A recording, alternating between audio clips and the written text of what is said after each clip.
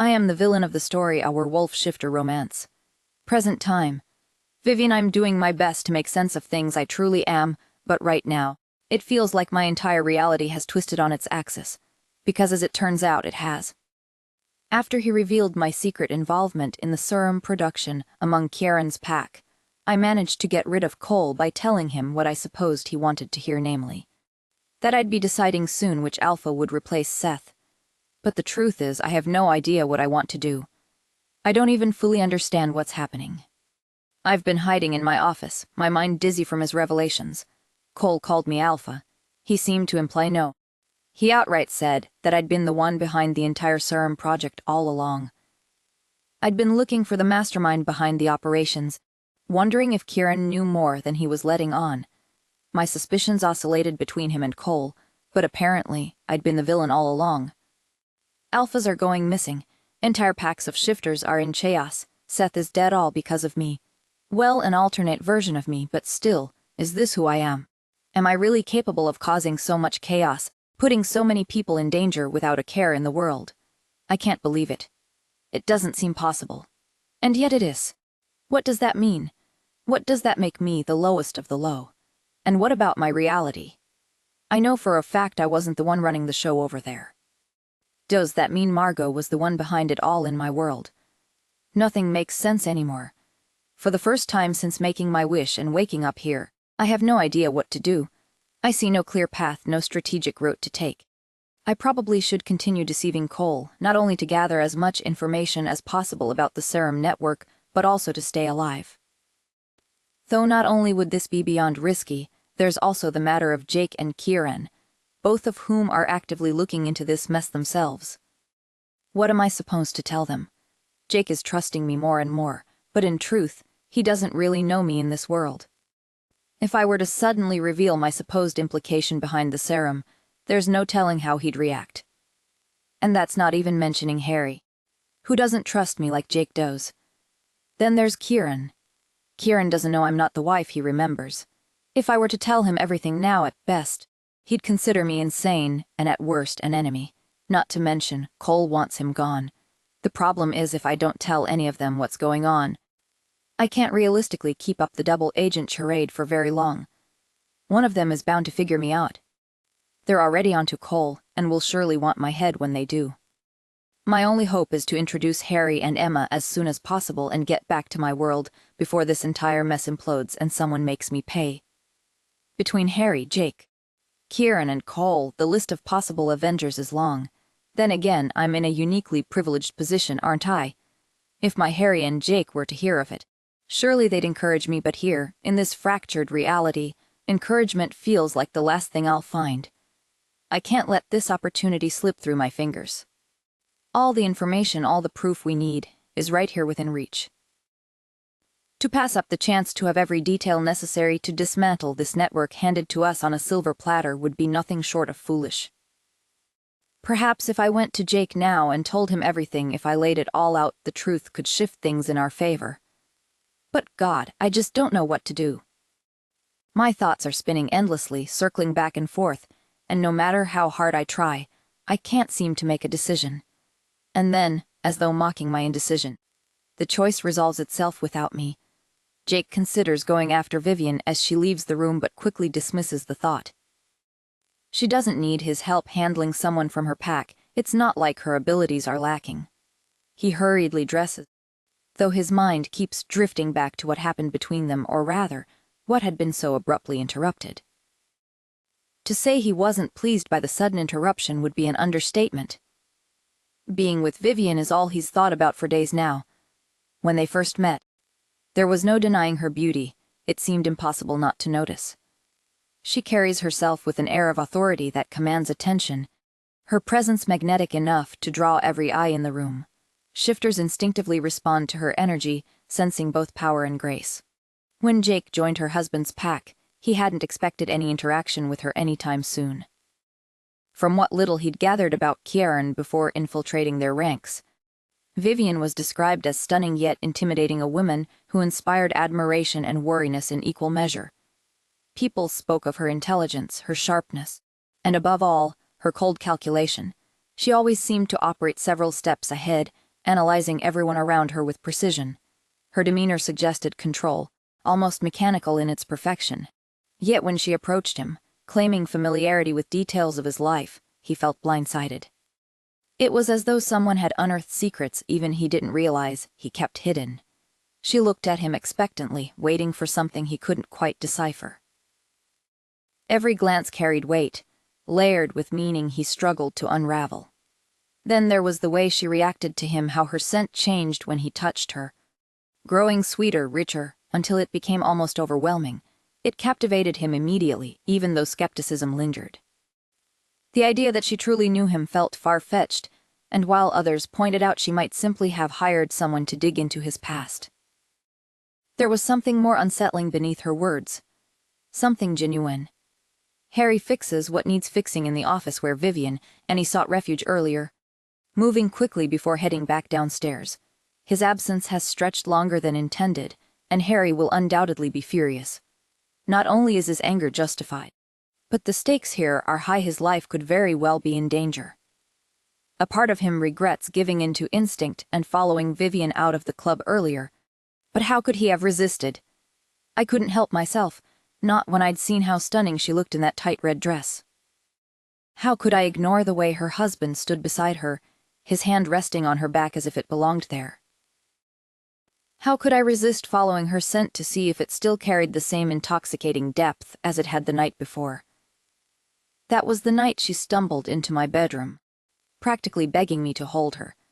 She'd smelled incredible desire and lust woven into every breath of her scent. Surely no one could fake something like that. The kisses, the moans, the whispered words, they might have been lies, but a wolf's scent never deceives. And Vivien's scent told me everything. She didn't just want me. She needed me like air. How sweetly she melted under my touch. The woman everyone feared, cold and untouchable, revealed herself to be nothing like they claimed. Fire and passion burned beneath her surface, waiting to be unraveled. It had been torture carrying Vivien back to Kieran's room when all I wanted was to tuck her against me and shield her from the world. I wasn't someone who fell prey to instinct easily. In fact, many said my shifter instincts were nearly non-existent. Even Harry, who embodied restraint, admitted struggling to keep his instincts in check at times. But me, I never lost control until Vivien Reed. It took every ounce of willpower not to throw her over my shoulder and disappear with her forever. I wanted her eyes on me, always. I craved for her scent to consume me entirely. She'd awakened something primal within me, though there was no room left in me for shame. The other night, as she slept sprawled across my bed, half naked and radiating temptation, I let my eyes feast on what my body couldn't claim. Her long legs, the curve of her breast, it took everything in me not to touch her exposed skin. Vivien wasn't just gorgeous, witty and capable. She made me feel seen, pride in being generally unaffected by the guttural, beastly instincts of my wolf compared to my peers. It all seemed like a joke now in the face of Vivien's presence.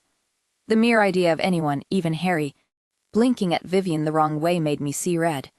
If I wanted to keep doing my job, I needed to be careful not to let my thoughts drift to Vivien's husband and whatever might or might not be happening between them. I knew what I had to do. Claim Vivien as soon as possible. She was my mate. I felt it deep in my bones. Only making her mine would quell the fire burning within me. As I stepped back into the club, I scanned the crowd for her, feeling both disappointed and relieved when she wasn't there. Her husband, however, was in a corner speaking with some of his men. Where the hell was Harry? My gaze darted from where I'd last seen him by the bar to the back of the club, then to the front and back again. But my cousin was nowhere to be found. This was bad. I swiftly dialed his number, my heart sinking lower with each unanswered ring. Once, twice, even on the third try. Voicemail. I left a message, then a text, then another voicemail. You better have a damn good excuse for not picking up, I muttered into my phone. I swear if you're not dead, I'm going to kill you myself. But don't be dead. I wasn't an idiot. I'd been tasked with watching over him while Harry played bait in a club full of people eager to dose alphas with vampire venom and kidnap them for their blood. And now, Harry, my alpha, was gone. It didn't take a genius to realize I'd royally screwed up. There were two ways to handle situations like this: the smooth, collected approach Harry usually favored, or the act first, think later method which, let's be honest, was often more efficient anyway. I quickly moved toward the bar, waving to the bartender in a manner that left no room for discussion. Grabbing him by the throat, I demanded, "Where is he?" The bartender tried to look innocent, but his scent betrayed him. "Don't play dumb with me," I growled.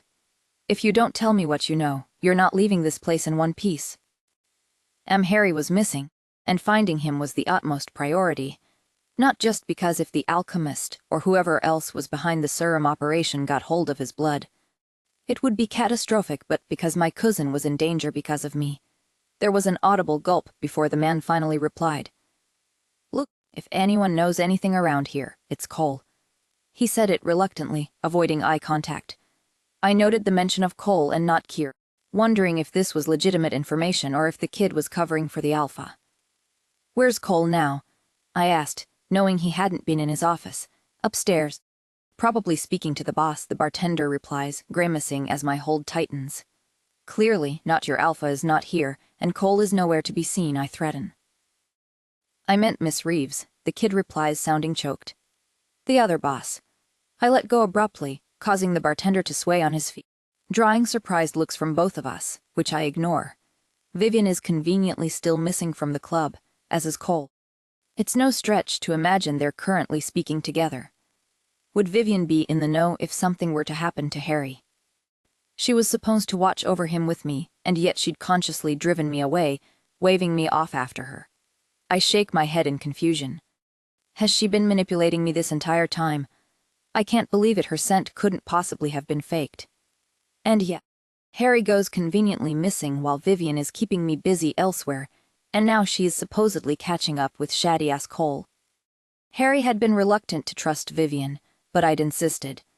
I trusted her after she'd spouted all these things about me, after I'd caught her looking at me in a way no one had ever looked at me before. But had I gotten it wrong? If mistakenly trusting Vivien ended up costing Harry his life, there was going to be hell to pay. I needed to find Vivien now. Vivien, I don't know how I didn't hear or sense Jake arrive before he burst inside my office. His eyes are wild, their usual warmth replaced with barely contained fury, and his scent an acrid mix of anger and distress so potent it's almost suffocating. There's no trace of his earlier desire for me, or if there is, it is faint. All that is left is anger. "What's going on?" I ask, jumping to my feet. "You tell me," he says, his accusing gaze pinning me in place, cold as it's ever been. "Does that mean he knows? Has he somehow figured out that my alternate double is the alchemist? But how? Whatever he's been told has made him immediately distrust me, which I suppose I'd been expecting. He barely knows me after all. Of course, he's unlikely to give me the benefit of the doubt if he hears something compromising. And yet I'm hurt by his lack of faith. Only a while ago, I'd been intimate with him in a way I'd never been with anyone else in my life. It meant something to me, not so much the act itself, but the fact that it had happened with him. I can't let my emotions take over. I'm in a precarious position, and no matter what Jake knows or doesn't, I need to play my cards right. But he looks so distressed, and a part of me is wired to respond to that hurt and make it better. What happened? I repeat, reaching out for him and holding back a grimace when he pulls away. But just when I think it can't get any worse, Jake says, "Harry's missing." "Oh my God, Harry," I whisper. My mind goes blank for a second. Between Jake and Cole's revelation, I'd somehow completely forgotten that Harry was essentially tempting fate in Kieran's club downstairs, surrounded by a crowd of shifters who wanted nothing more than to kidnap him and take his blood. "Since when?" I ask, trying to steady my voice, to remain calm. "I don't know," Jake replies. "Let's assume since we left him in the club downstairs." I hold back a grimace. Jake's guilt is audible in his tone. And while I share the sentiment, letting it take over isn't going to get us Harry back. But then an image of Seth lying dead in Cole's secret hideout earlier flashes in my mind. That's almost 2 hours. I conclude with a grimace. This isn't good. Rationally. I know Seth had remained in captivity for a while before his passing, and Harry's only been gone 2 hours. But I'm going to speak with Cole, see if he can tell me where he is. I'll try to get your hands on the security footage, I tell Jake. "Tell the staff you're working on my behalf." Jake catches my wrist. "Did you do this?" he growls, pulling me towards. He runs a hand through his hair in frustration, consumed by his emotions. Now's clearly not the time to admit I'm the alchemist. He'd probably assume I'd let him away from Harry on purpose earlier and feel irrationally betrayed because of it. I'd never do anything to hurt Harry, I reply, meeting his gaze. I swear it. Jake briefly searches my expression, the begrudging look in his eyes softening as he does. I've been told Cole reports to you just as much as he does to Kieran, he confesses, suspicion tainting his words. I try to keep my face neutral. So that's what he heard then, and he's already looking at me with mistrust.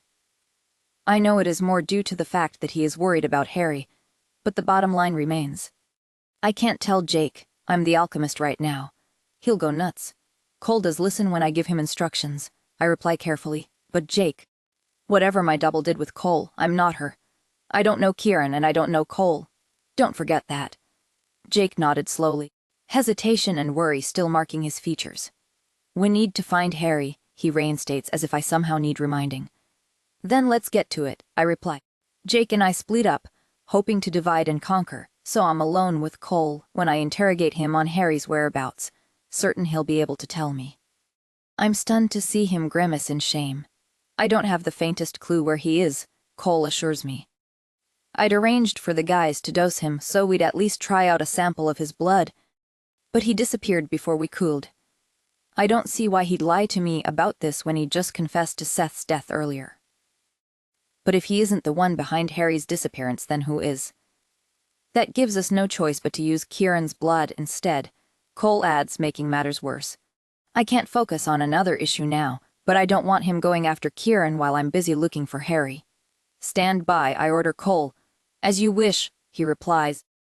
But he expects a new shipment by the end of the month. Cole stretches, making me frown internally. He won't be pleased if we don't deliver. Who is this, Cole just mentioned. Obviously, I can't ask him directly, as I assume I'm supposed to know already. But it sounds like there's someone else behind the serum operation, a buyer. Perhaps while my double had been busy creating more of the product behind Kieran's back wasn't distributed by me. If he has something to say, he can say it to my face, I tell Cole, crossing my arms. My henchman visibly pales. Boss, you know I admire your confidence, but set up a meeting, I interrupt. Wanting it sooner rather than later, I hurry away before he can protest further. My investigation is moving forward, but how long before my cover gets blown? I clench my fists. This is a perilous situation, and on top of that, I'm still no closer to finding Harry. Just the thought of finding him like I'd found Seth makes me feel nauseous. I need to think of something, but Cole was the only lead I had. I don't know what to think anymore. If Cole and his team my team, I realize with a shudder didn't take Harry, then who did? Hopefully. Jake will have had more luck with the security footage. I get back down to the club to wait for him and see if I can find any trace of Harry.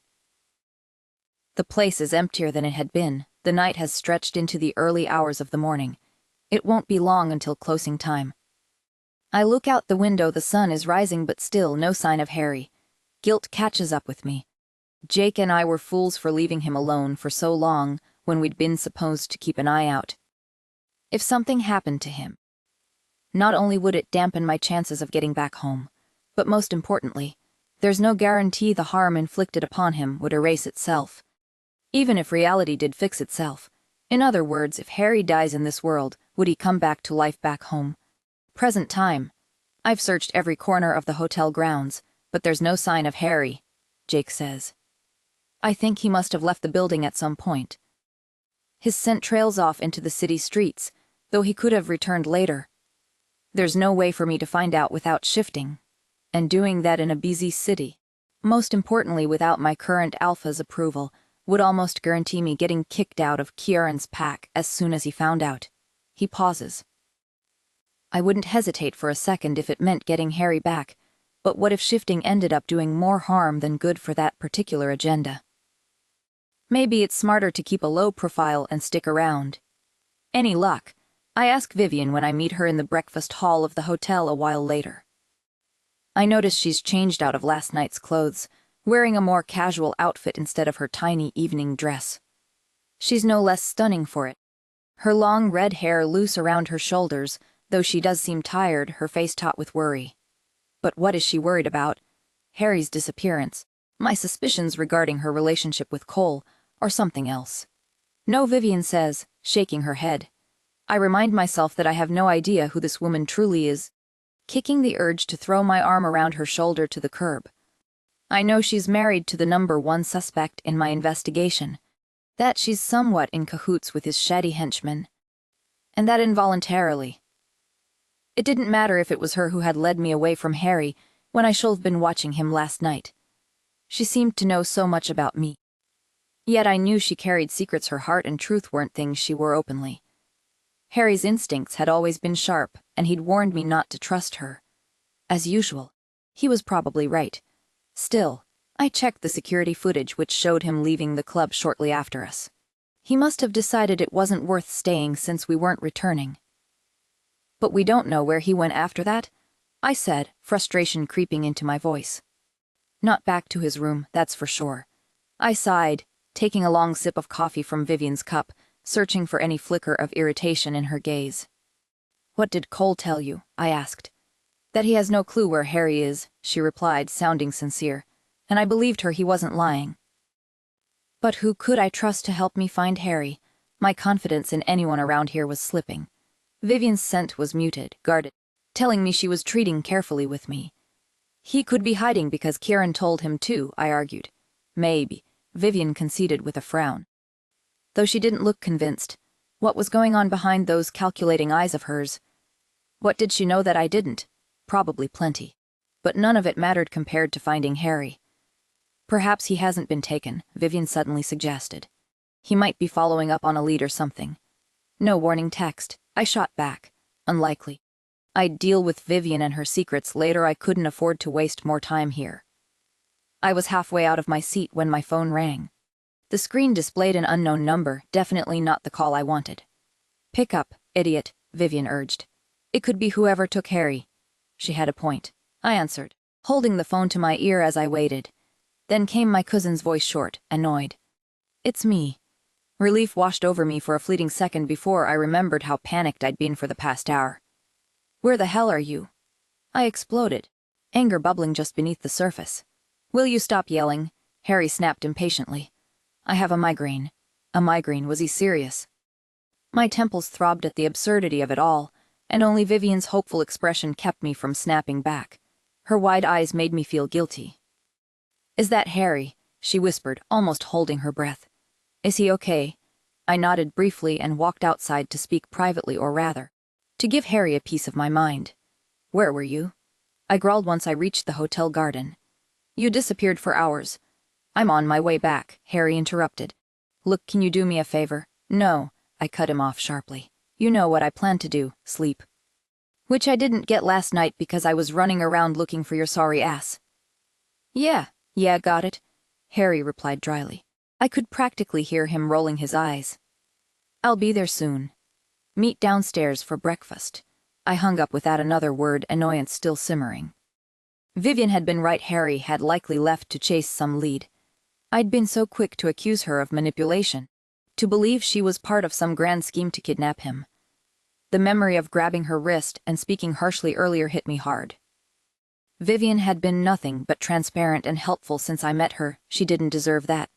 I went back inside the hotel, ready to apologize, but stopped short when I saw Vivien wasn't alone at our table. Her husband sat beside her, the morning sunlight streaming through ornate windows, bathing them in a warm golden glow that framed them like royalty. Kieran carried himself with an authority that matched the room's opulence, while Vivien exuded poise, every inch the queen to his alpha. Well, time for me to interrupt. Vivien, I said, stepping closer. What's going on? Kieran's back was turned, so I couldn't see his expression, but his tone left no doubt he wasn't pleased. Still, Vivien didn't falter. She kept her composure impeccable. What do you mean? She replied, playing dumb yet somehow making it sound genuine enough that even I doubted my suspicions. I mean, where were you all night? Kieran shot back. If I hadn't already believed in Vivien's innocence regarding Harry's disappearance, this moment would have sealed it. Kieran clearly had no idea what she'd been up to. Looking for Jake's cousin, Vivien answered smoothly, furrowing her brows as if offended by the insinuation. He went missing from our hotel last night. She raised one delicate finger to silence Kieran's protests before continuing.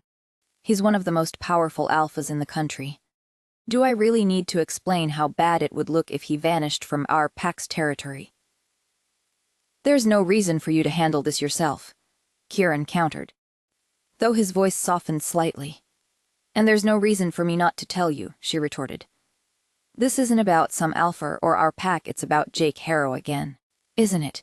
Kieran froze, his gaze shifting between us. Again, he sounded sharper now. So you two have talked about this before. Interesting. His grip tightened on Vivien's hand. Tell me the truth. What's going on between you two? I didn't know which of us wanted the answer more, me or him. But Vivien, she remained unfazed. Will you give it a rest? She sighed, sounding bored. Nothing is going on with Jake and me, I smirked. If what we'd been doing lately qualified as nothing, I couldn't wait to ask her later what she considered something. Meanwhile, Kieran looked unconvinced. Nothing. Is that why you've been running around doing God knows what with him, helping him find his cousin? Thinking of him when we... A flicker of emotion crossed Vivien's face too quickly to catch, but then she grabbed Kieran's hand firmly and squeezed it. Meeting his eyes, she said, He means nothing to me. I don't trust his sudden loyalty to the pack, so I'm looking into it. That's all. Of course. There was no way Vivien could tell Kieran everything, not without revealing far more than either of them were prepared for. The tension between us is undeniable, yet it's not as though she and I have ever spoken about it. She may know me, but I barely know her. Still, her detached expression and carefree tone infuriate me. I can't tolerate it any longer, not when I know, despite everything, that Vivien is mine. I won't allow her to ignore it. Vivien seems unsure of what Kieran is thinking, which isn't unusual but still unnerving. He's asking me, his wife, about another man, yet there's no anger in his voice, only a calm, measured hardness that feels foreign coming from him. There are many things about Kieran I'm not used to, but he means nothing to me. He means nothing to me, I say, meeting his eyes. I don't trust his sudden loyalty to the pack. I'm looking into it, that's all. Kieran doesn't believe me. I see it in his eyes. If only I knew him as well as he knows me, perhaps I could find the words to convince him. But even then, I doubt there are any words capable of denying how I feel about Jake. He's too deeply ingrained in who I am. Denying him would be like hiding a part of myself, a significant part. Kieran, I begin, squeezing his hand. My words falter as Jake approaches, a confident smile on his face. For a moment, I think he'll pass us by or simply greet us before leaving. Instead, he slides into the seat beside me, wearing an exaggeratedly content grin. There you are, he says, leaning in to kiss my cheek lightly before turning to Kieran. Hey, Alpha. My jaw drops so noticeably that if my mother were here, she'd faint on the spot. I dare not look at Kieran, but his scent soars at Jake's display. What do you think you're doing? Kieran growls. Who, me? Jake replies with an innocent smile, draping his arm around my shoulder. I squirm under his touch. Jake, I scold, pulling his arm away. What's wrong with Jake starts, cutting himself off to shoot Kieran a pointed look. Okay, listen. It doesn't seem like Vivien here has told you yet, but I think you should know, she's not your wife. Kieran scoffs. Are you insane? I assure you, I'm not, Jake fires back. Have you heard of the witch who grants wishes? Well, let me make one for you. I wish you'd realize you're married to someone who doesn't remember being in a relationship with you at all. Kieran's mouth opens, ready with a biting retort, but confusion flickers across his face instead. So you've noticed, Jake says, nodding approvingly. Because this version of Vivien doesn't recall marrying you or ever loving you. Kieran's gaze snaps to me, hurt and shock etched onto his features. What? He asks quietly, his voice trembling. I want to deny it, to salvage the situation somehow, but the words catch in my throat. This version, she truly doesn't remember. From another reality where her circumstances are different, she's a member of my old pack.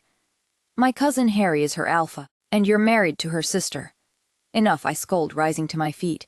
But that's not all, Jake adds, eyes fixed on me. In her world, Vivien and I are together. All this to say, she and I are in love. I slap my hand across his face, stunning him into silence for one blissful second. Before Jake can recover, he gives me a pout. How dare you? I exclaim, intending to sound angry and imposing enough to make Jake realize he's crossed a line, crossed me. and that it's unacceptable. But my words come out shaken, in a wavering, quiet voice constricted by the tightness of my throat. Jake suddenly looks contrite. "Viv," he says, reaching for me with a hand. I move away, knocking a cup from our table in the process. I watch it hit the ground in stunned silence, even though I'd normally have had the reflex to break its fall. "Now look what you've done," I murmur, feeling tears pull at the corners of my eyes. "Don't cry," I tell myself. It's stupid. My eyes meet Kieran's, who's looking at me like he has no idea who I am, which makes sense, I suppose. I'm being ridiculous. But Jake had said, "I love you." Isn't that enough? There in the forest, in front of our tree, his eyes full of hurt. I can't. Running off with no clear destination except to put as much distance between me and this entire situation as I can. He was the one who betrayed me. Not the other way around. Yes, I rejected him, but only for a couple of hours at most, and that's all it took for him to go running off with my little sister of all people. So really, who betrayed whom is pretty obvious. Red, I feel a warm hand wrap itself around my wrist. We're in front of the hotel. Right in the driveway where people leave their cars to the valet, a rather visible and inconvenient area. Yet I can't make myself move. "You won't even look at me?" Jake asks, his voice quiet. He lightly pulls on my arm, playful. I scoff and snatch my arm away once more. I feel angry now. "That's good. Better. Why do you even call me that?" I ask, meeting his eyes. His face does something complicated. There's sorrow and care, but also frustration and intrigue all at once. "It's because of your hair," Jake says softly. He frowns when I send him a dark look. It sounds like something I should know. I shake my head, trying to clear my thoughts, but it's proving impossible. "Look, I'm sorry for blurting that out to Kieran. I could have given you a heads up." "You think?" I snap, aiming to move away. But Jake puts his hands on my shoulders to keep me still. "Well, we couldn't go on like we had forever, could we?" he says. "He was asking you about me, and you said, 'So what?'"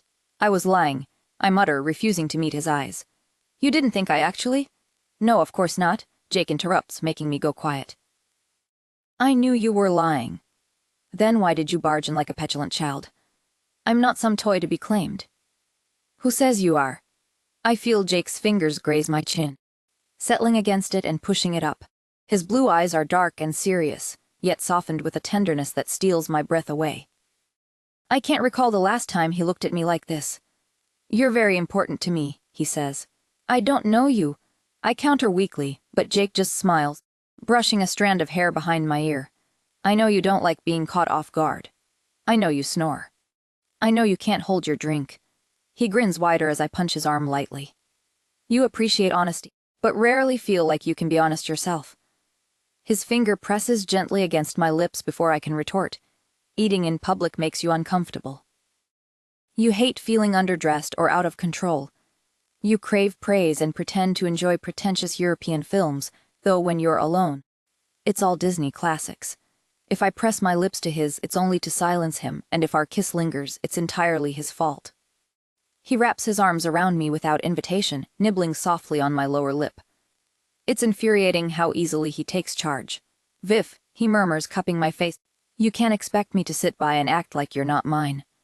"We're not together, Jake," I mutter, pulling back slightly. "I've told you this before. But you're in love with me." His declaration is steady, unshaken, as though stating an undeniable truth. Something inside me twists painfully, reopening wounds I've tried so hard to bury. "Well, you're not in love with me," I confess, tears welling up despite myself. Because there it is, the painful truth I try daily to ignore. I've always loved Jake, and I always will, no matter how much he's hurt me. But his love for me died long ago, or so I thought. To my surprise, Jake begins to laugh. There's no mockery in his mirth, only sincerity.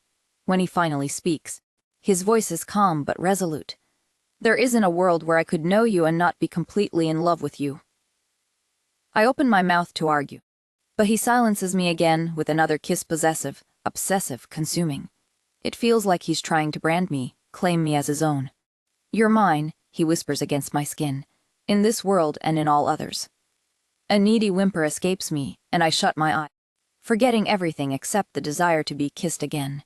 The sound of a car pulling up barely registers until a familiar voice cuts through the moment. "Well, that escalated quickly." Harry's tone drips with bored disapproval. Instinctively, I turned to see him leaning out of the back window of a beat-up car, watching us with an unimpressed expression. "What are you doing here?" Jake asks casually, unfazed by his cousin's interruption. Harry rolls his eyes, slamming the car door shut with enough force to make the vehicle shake. "I told you I was on my way back." "No, what I mean is," Jake smirks. "What are you doing in this piece of junk? Pretty sure it belongs in the dump." He points to the rundown metal carcass Harry had just excited. I hadn't noticed before, but he does have a point. Where on earth did Harry find such a terrible... Hey, Emma's head pops out from behind the vehicle. "How dare you insult my baby? You sorry ass!" She freezes mid-sentence when her eyes land on me. "Emma," I say, trying to make sense of what's going on, "what happened to your car?" "It looks like it crashed into something," I add, taking another look at the front of the vehicle, which appears worse for wear. "It has," Emma replies, giving Harry an innocent smile, which he counters with a dark glare. This is when it hits me. Emma is here, and Harry is also here. They arrived in the same car. Beside me, Jake is attempting to apologize to Emma for disrespecting her car, but I interrupt, my heart pounding wildly in my chest. "Wait, so you two know each other?" I ask, pointing between Emma and Harry. "Barely." Harry grits out through clenched teeth, making Emma scowl. "You know, you really could show a little more gratitude," she says, snapping him a dark look. "For what? Running me over? For not leaving you there?" Harry snaps back. I try to cut in with a question, but neither seems to register my presence. "Whatever. I'm still waiting for a thank you." "Fine. Thank you, Ella." "It's Emma," she growls, seconds away from strangling him even more when Harry grants her a sarcastic smile. "You can go now," he says, dismissing her with a wave of his hand. Emma walks off, stomping her feet and muttering curses under her breath. "Right," Harry said, letting out a relieved sigh once she's out of sight. "What do you think you're doing?" Jake asks, ignoring Harry's question. His eyes shine with curiosity as he points after Emma. He mustn't have recognized her from the night before. "Just some girl who nearly killed me," Harry mutters, sounding annoyed. Jake snorts, highly amused. "Because Emma might have crashed her car into you, but there's no way that would have ever killed you." "More like you obliterated her car," Harry sighs. "Don't ask." This makes Jake laugh. "I'd rather not revisit it." I can't share the sentiment because what Jake doesn't know is we absolutely need Harry to get back together with Emma to fix this reality and get back home. But it seems in this world, without their fated bonds, the only thing they share is mutual loathing. Present time. Vivien Kieran looks at us one by one, his face impassive. "So let me get this straight," he says eventually. "Vivien is from another reality," I interject. "Actually, I'm pretty sure we all are. It's just that no one remembers it apart from me." Kieran sends me a look. "Sorry, go on." "Vivien remembers a different reality, in which, amongst other things, she and I aren't married. Not married at all, not even close." "Jake," I scowl. Kieran ignores us, apparently lost in thought. Can't really blame him.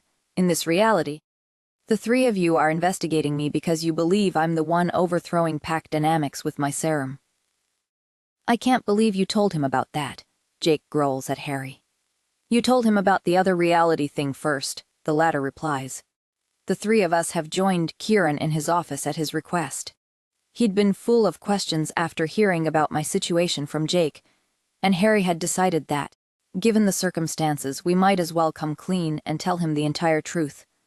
Knowing him, he probably thought this would either corner Kieran into slipping up about his crimes or, if there were no more crimes than those he'd already confessed to, then we'd have a new ally to help us with the investigation. Anyway, Kieran interrupts, sounding very tired even though it's barely 17 a.m. "My wife isn't my wife. My pack isn't my pack, and you need my help figuring out who's leading the charge." It sounds about right. He looks older, defeated, and I can't help but feel sorry for him. I used to make myself feel better thinking that as soon as we went back home, at least he'd get back together with Margot. But now, I can't help but wonder what Margot has to do with this entire mess.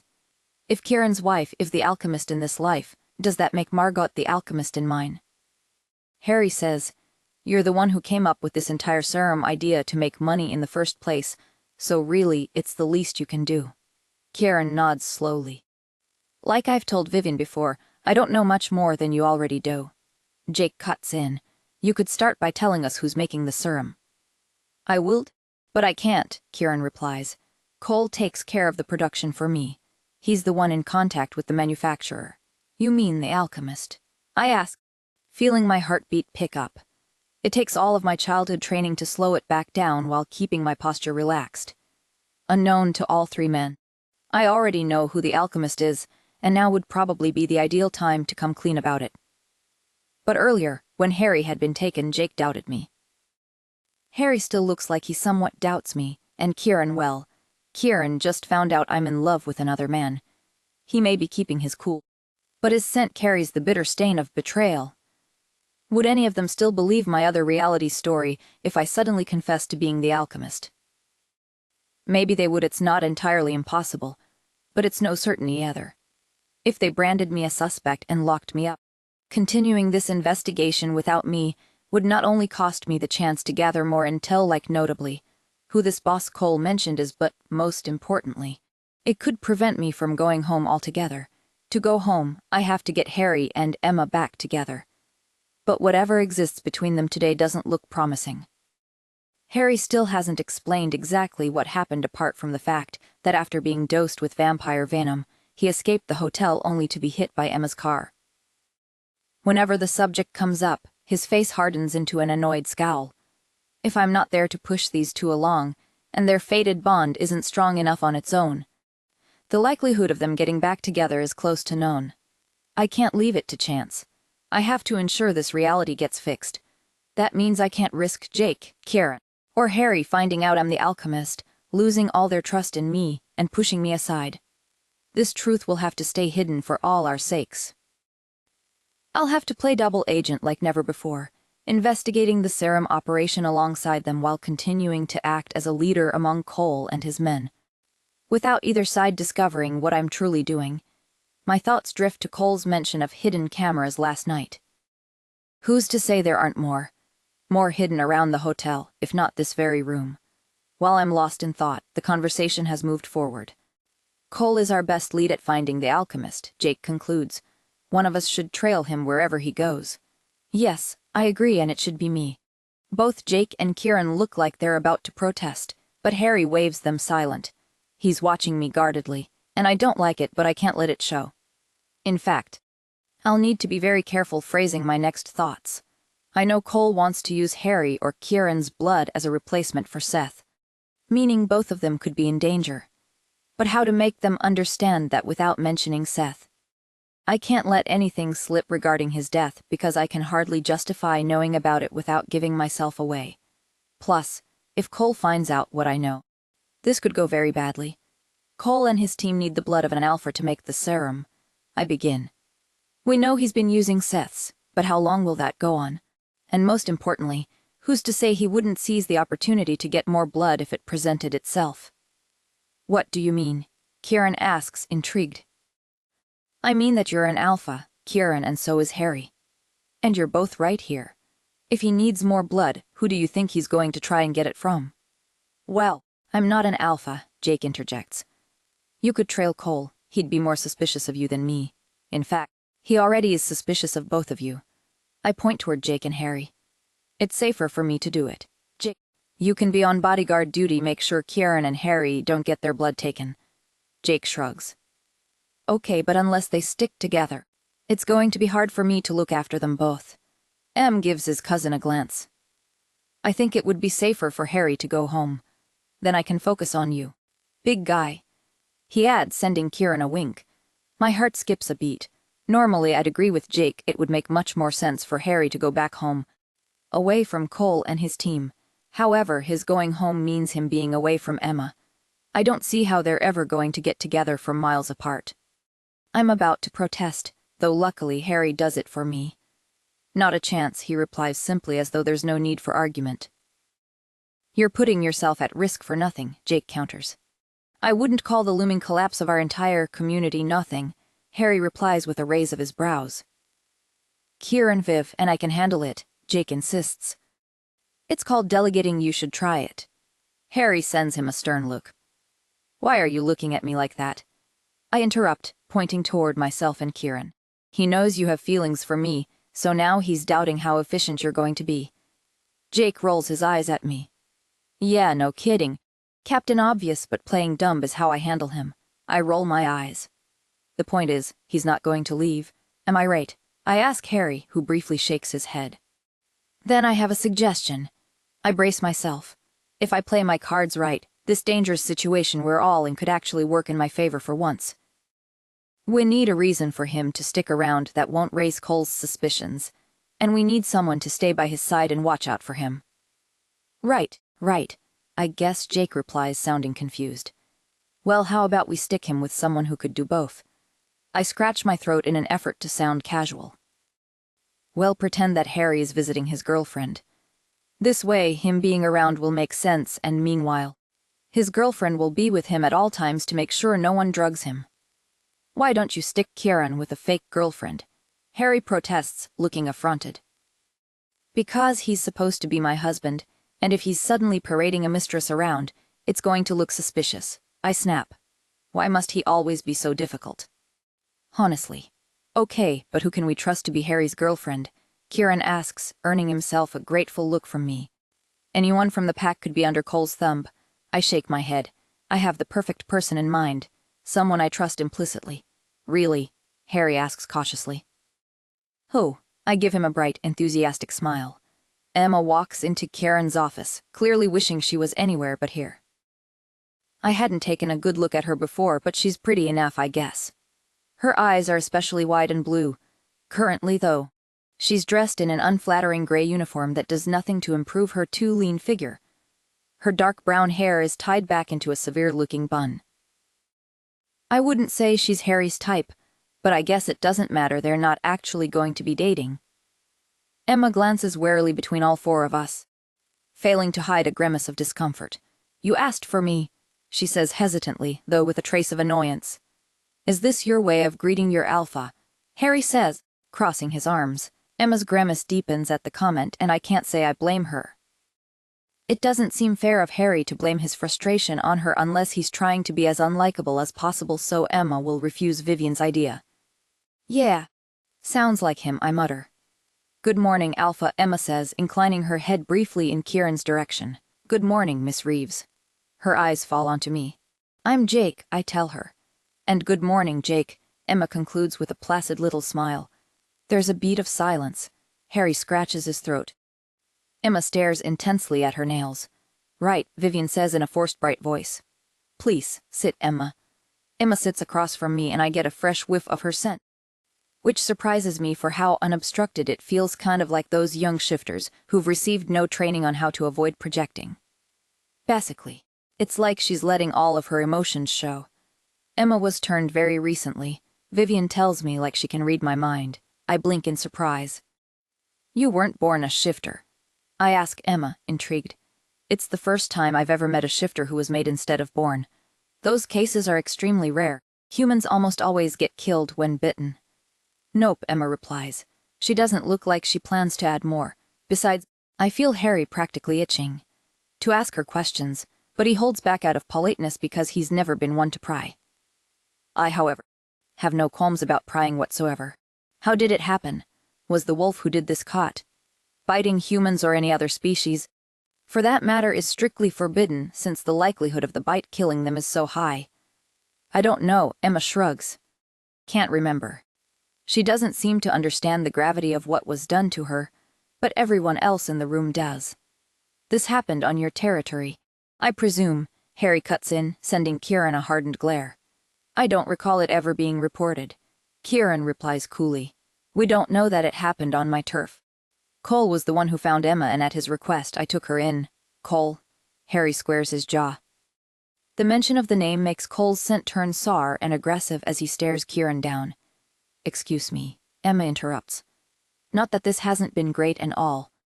But what am I doing here exactly? Because I need to get back to my shift. Vivien, who's been oddly quiet this whole time, sending both Harry and Emma despairing looks I can't quite make sense of, cuts in. Emma, if you're willing, we'd like. She scratches her throat discreetly. I'd like to give you an assignment. Oh, you want me to clean your floor? No, of course not. Vivien is quick to rebuke. Her expression shifts strangely for a brief second before she has the chance to conceal it. An emotion that looks very much like guilt flashes across her face. What is she feeling guilty about? And now that I think about it, how does she even know Emma? Emma's not supposed to remember anybody from Kieran's pack. Yet Vivien seemed sincerely convinced that we could all trust Emma with our investigation. Why is that? Emma's just a simple cleaning lady. Clearly not a high-ranking wolf. And she's been recently turned, meaning she mustn't be very skilled. All of us here are looking into something. And we need your help. My help. Emma looks more and more confused. Even she doesn't seem to know why Vivien would ask for her help. Yes, Vivien hesitates briefly before continuing. Namely, we're looking into Cole. Vivien! Harry cuts in warningly. Emma visibly tenses at the booming sound of his voice, a nervous energy twitching her posture. Harry briefly glances at her, frowns, then relaxes his shoulders before pursuing in a much more neutral tone. I don't think it's safe for you to share this with her. I can keep a secret. Emma pouts. He meant it wouldn't be safe for you, I explain, knowing Harry won't. He's just going to come across as a jerk. We can't ask for her help and not tell her the truth, Vivien objects. The truth would be even more dangerous. Harry scowls but doesn't add anything else. If I help, will Cole get in trouble? Emma asks hesitantly. She looks concerned. Maybe she likes Cole. Kieran did just say he was the one who found her and brought her to the pack. Yes, Kieran replies darkly. Cole has betrayed and endangered the lives of all shifters around the country. He's going to be in big trouble. Emma beams. Great, she says. Then count me in. Vivien lets out a shaky breath. A small sigh of relief escapes me, reigniting my curiosity. But Emma interjects with a sharp edge. You don't even know what we're going to ask you to do. Harry's voice cuts in, grim and heavy, because he already knows and he doesn't like it one bit. I haven't named my price yet, I say coolly, but at least double my salary. Emma scoffs, her tone biting. There are lives at stake here, and you're making this about money. Spoken like someone who's always had some, Vivien mutters nervously, cutting off the tension before turning to Emma. We think Cole, among others, is manufacturing drugs right under our noses. We call it the serum. Kieran chimes in, his voice steady. It can enhance any shifter's strength. Emma replies, excitement flickering in her tone. It's addictive and dangerous. Don't take it, Harry warns, his tone leaving no room for argument. Emma rolls her eyes. Wasn't planning to. Vivien's shoulders sagging slightly. The serum is made from the blood of an alpha. The plan, Emma continues, shooting Harry a glance that could crack stone, is to use both Kieran and Harry as bait while I investigate Cole myself. Emma frowns, her gaze sharpening. Then what do you need me to do? Vivien hesitates, visibly bracing herself. Before she can speak, I step in, softening the blow. We need you to pose as Harry's fake girlfriend. It'll give him an excuse to stay here without raising suspicion and warn us if anyone tries to take his blood. Kieran jumps in bluntly. Basically, stick to Harry's side at all times. Emma's jaw drops in pure horror. 5 days later, the gala unfolds in breathtaking splendor, held in one of Kieran's older hotels where opulence meets architectural grandeur. I weave through the throng of elegantly dressed shifters gathered in the reception room. Bathed in the warm glow of crystal chandeliers, my eyes scan the crowd for Cole, but unease tightens in my stomach with each passing moment he remains unseen. The guests blur together, a swirl of shimmering fabrics and murmured voices, laughter mingling with the delicate strains of a string quartet tucked into the corner of the room. I'm currently on Kieran's arm. His hand resting lightly on the small of my back, a performative touch, he leans into more than necessary. The weight of our complicated relationship presses against me, equal parts unsettling and thrilling. A shiver runs down my spine, anticipation prickling my skin as the fabric of my dress whispers with every subtle movement. Its shimmering material catches the light and eyes. Judging by the lingering glances I'm receiving, it's working. The attention sends a pleasant thrill coursing through me, though guilt quickly follows. I should be focused on Cole. It's been days since I last saw him, and our investigation has stalled, but my focus stubbornly refuses to obey. Instead, it drifts rebelliously elsewhere. Jake's gaze, and I feel the heat of it crawl over me, possessive and unyielding. I can't have his hands on me tonight, so I settle for his looks burning. endless ones that make my heart race in anticipation. Distracted yet determined, I continue scanning the room, trailing the tall arched windows that frame glimpses of the starlit sky outside. No sign of him or even Cole, though I do spot Harry and Emma bickering like a pair of temperamental children during what was supposed to be a harmonious waltz. Emma's eyes flash with irritation at something Harry muttered under his breath, his brows knitting together in frustration as he guides her through an awkward, too sharp spin. "You two should just get a room," Kieran says, following my gaze. But we'd already done that once, stuck them in the same hotel room, and based on their current behavior, it hadn't improved things. They really can't stand each other. Can they? I muttered dejectedly, watching Emma deliberately step on Harry's foot. Without their fated bond, Harry and Emma have nothing in common, and it shows. To think how obsessed Harry used to be with her compared to the stern glare he levels at her now, it's clear neither would have chosen this relationship given free will. How am I ever going to get them together? Kieran elbows me lightly in the ribs. What's with the long face? Is it because your friends are fighting? I don't reply, but my expression must give me away. With a snort, Kieran adds, "You know, sometimes people deal with unspoken attraction by picking fights." "Not funny," I complain. "This is a sensitive topic. I don't need jokes right now." But his words fade into the background as the clamor of the gala dulls to a hushed murmur. My attention locks onto Jake across the room. He stands there, a striking figure clad in a finely tailored suit that accentuates his broad shoulders. Yet, it's the vibrant energy surrounding him that draws me in completely. Jake carries himself with effortless confidence, every movement smooth and deliberate. Even from this distance, I catch the amused quirk of his lips as he converses with others, a glimpse of his irreverent humor peeking through his polished exterior. His gaze burns with appreciation, sending heat prickling along my skin. But it isn't enough. I want more. I want to be the reason for all his genuine smiles, to command his full attention at all times. I want him so consumed by desire that he steals me away without hesitation. Most of all, I want him utterly undone by me. A shiver runs through me, driven by unspoken longing. Leaning into Kieran, I tilt my head back to laugh softly at something he whispers in my ear.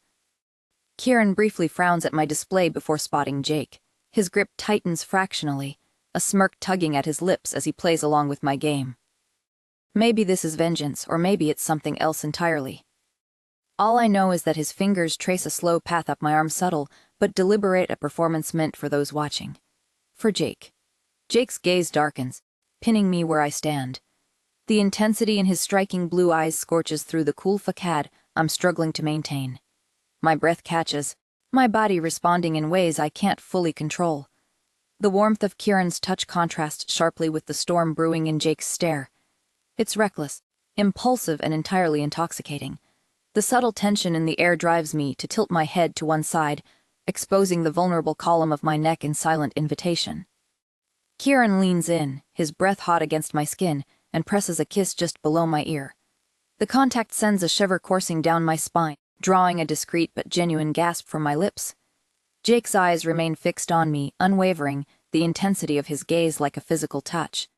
The air between us crackles with unspoken challenge as warmth blooms within me, burning, visceral, spreading from the pit of my stomach to the tips of my fingers. "Sorry to interrupt," a voice says from my right. Reluctantly, I tear my attention away from Jake to meet Cole's impassive expression. I know I've been looking for him. Yet now all I want is for him to vanish from sight. Can he see that I already have my hands full? "Read the room, Cole." "May I have a word, Miss Reeves?" he asks, his tone devoid of emotion. "Nothing for you to be concerned about, Alpha," Cole adds toward Kieran. "It's about the catering." The catering. Why would he need me to discuss something so trivial? How could that possibly concern me? I'll need to tell him later to be subtler if he isn't careful. He'll make both of us look suspicious. "Of course," I reply, my voice steadier than I feel. I fall into step beside Cole as he leads me away from the bright, bustling reception area into a quieter part of the hotel. The transition is gradual yet stark. The lively chatter and clinking of glasses fade into hushed silence as we approach a narrow staircase hidden behind a discreetly marked door. The air grows cooler as we descend, dim lighting casting elongated shadows that flicker against cold stone walls. At the bottom, Cole pushes open a heavy wooden door, revealing an expansive wine storage room. The space is vast and dimly lit, rows upon rows of dusty bottles lining ancient racks stretching far into shadowy depths. Nero won't meet with you until you provide him with a plan to replace Seth, Cole declares without preamble. My mind struggles to catch up, still lingering elsewhere, my body thrumming with unabashed desire, so far removed from where it should be, focused on our investigation. But Cole has given me a name. Nero. He's the one orchestrating everything, buying and distributing the serum among rogues, or ill-intentioned pack members, those desperate, weaker wolves with something to prove, like Clara. You mean he wants to know who I'm planning to use between my husband and Harry, I clarify. Cole gives a brief nod. Tell him I'd like to discuss it with him, I respond. He's the boss, shouldn't he take part in strategizing? Cole hesitates before replying. I don't think it's happening unless we show some good faith first. But if you insist on speaking with Nero without moving forward, his voice trails off before he continues. Why don't you ask our usual intermediary yourself? You'll have more sway than me. I try not to frown. There's an intermediary now. Does this mean Cole doesn't speak to the boss directly? What's certain is that he believes convincing this unknown agent to put in a good word is my best chance at meeting the mysterious Nero. It's also certain that my alternate self knows who this intermediary person is, so I can't let it show that I don't. Fine, I snap. Set up the meeting. My heart sinks at the face Cole makes upon hearing this, a mix of confusion and suspicion. You want me to set it up? He asks wearily, assessing my expression. Oh dear. Clearly this isn't how it's usually done, and now Cole doesn't understand why I'm requesting things to proceed like this. I'm busy. I snap in the most commanding tone I can muster, silently hoping it will be enough. Luckily it is. Cole immediately lowers his eyes in shame. Apology. Alpha, he says. And don't call me that here. Somebody could hear, for crying out loud. It is high time everyone knows who's really running the show around here. Cole replies, head still inclined in submission but a determined steel lacing his words. Who it is that we actually answer to. I don't have to feign the annoyance I feel upon hearing his words. He's acting like he somehow knows better, and I've never liked being contradicted. I grab him by the throat, forcing him to look at me. It's time when I say it's time, I warn. Cole's eyes widen briefly before he gives me a quick nod. Of course. As you say. Always. I release him with a last warning look. I'll go back first. Wait a couple minutes before you leave this place. Yes, Miss Reeves. I spin on my heels and exit the wine cellar, my mind full of questions and still feeling annoyed. Cole seems faithful to me, but I think he could get reckless if I don't keep him in check. Before going back to the reception area, I contemplate freshening up my makeup as I pass the ladies' room. The decision to go in is made for me, though a hand wraps around my wrist, jerking me around. If it weren't for the shock, I might have resisted, but Jake has never touched me so roughly before. Outside of sparring, his scent has been strong for the last several days, but now it is downright unignorable, making it incredibly difficult to think at all. Jake stalks forward, and I'm driven backward into the bathroom, where he pushes my unresisting body against the wall. One hand pins my wrist to the side of my head. The other wraps around my throat. His eyes are all pupil, bright blue drowned out by black. The last time we were pressed together like this, only mere hours ago, feels ages away. You're not to touch Kieran again. Ever, Jake mutters, fingers gripping me a little tighter. I bare my throat with a whine, submitting to my instincts and the unbearable warmth bubbling under my skin. Jake cradles my cheek and chin, lifting my face to scent the underside of my jaw, then the line of my neck. He shuffles closer with a loud growl, his scent oppressive. Angry and everything I desire. All coherent thought dies on my tongue. Jake's scent and touch surround me, own me. Drown out the rest of my senses, until all that remains is him and the H's surging through me. My throat feels impossibly dry when Jake presses his lips to the tendons of my neck, licking at the sensitive skin. A mark, I murmur dizzily. He will need to make a mark. That way everyone will know to stay away from me. They'll know who I belong to. The thought sends a storm of pleasure coursing through me. Vivid heat blooms as Jake's hands grip my waist, and I realize I've been rubbing myself mindlessly against him. Yet I don't feel inclined to stop. His fingers clench and unclench. He's trembling. Will you be mine? He asks, his voice hoarse and demanding. Instincts overpower any semblance of rationality. And I don't care. I've loved this man for years, and now he's scenting my neck, grazing his teeth over my skin, making me ache. Yes, I sigh. And then Jake bites into my neck, tearing the skin, finally claiming me as his. 10 days later, Vivien reflects on what followed. The next couple of days are a blur. Somehow, Jake and I made it inside one of the hotel bedrooms upstairs, seen or unseen. I can't recall, and I don't care. We've made it now. A bond snapped into place between us the moment I bit Jake in turn, claiming him right back. I was his, and he was mine. It had been a spur-of-the-moment decision, though for me it had been a lifetime coming. Foolish, perhaps even insane, but I couldn't bring myself to regret it in the slightest. Caught up in a whirlwind of emotions, I wasn't prepared for the onslaught of feelings that came with this development. I'd heard about mating bonds growing up, been prepared to enter one as all shifters were. I remembered how Harry and Emma had been, amongst other pairs I knew. A mental connection would open between our minds, granting me insights into Jake's thoughts and feelings, and him into mine, which would only deepen over time. My body would yearn to be near his, more intensely than ever before. And yet I knew nothing at all until it was happening. Now, I'm overwhelmed by the intensity of what's blooming between us.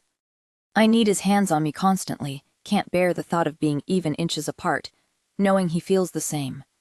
Whoever we had been. Whatever we'd been doing before the bond fades into the background as we lose ourselves completely in each other. Do you love me? I hear myself ask desperately, searching his adoring blue gaze for reassurance. He says he does, and our bond grants me glimpses of that love. Still, I find myself asking again and again, as if somehow he'll change his mind in the next moment. I know he isn't my Jake, not the Jake I once knew, but there's something lingering in my thoughts, refusing to leave. I don't know if it hurts or if it's for the better that my mate isn't fully himself.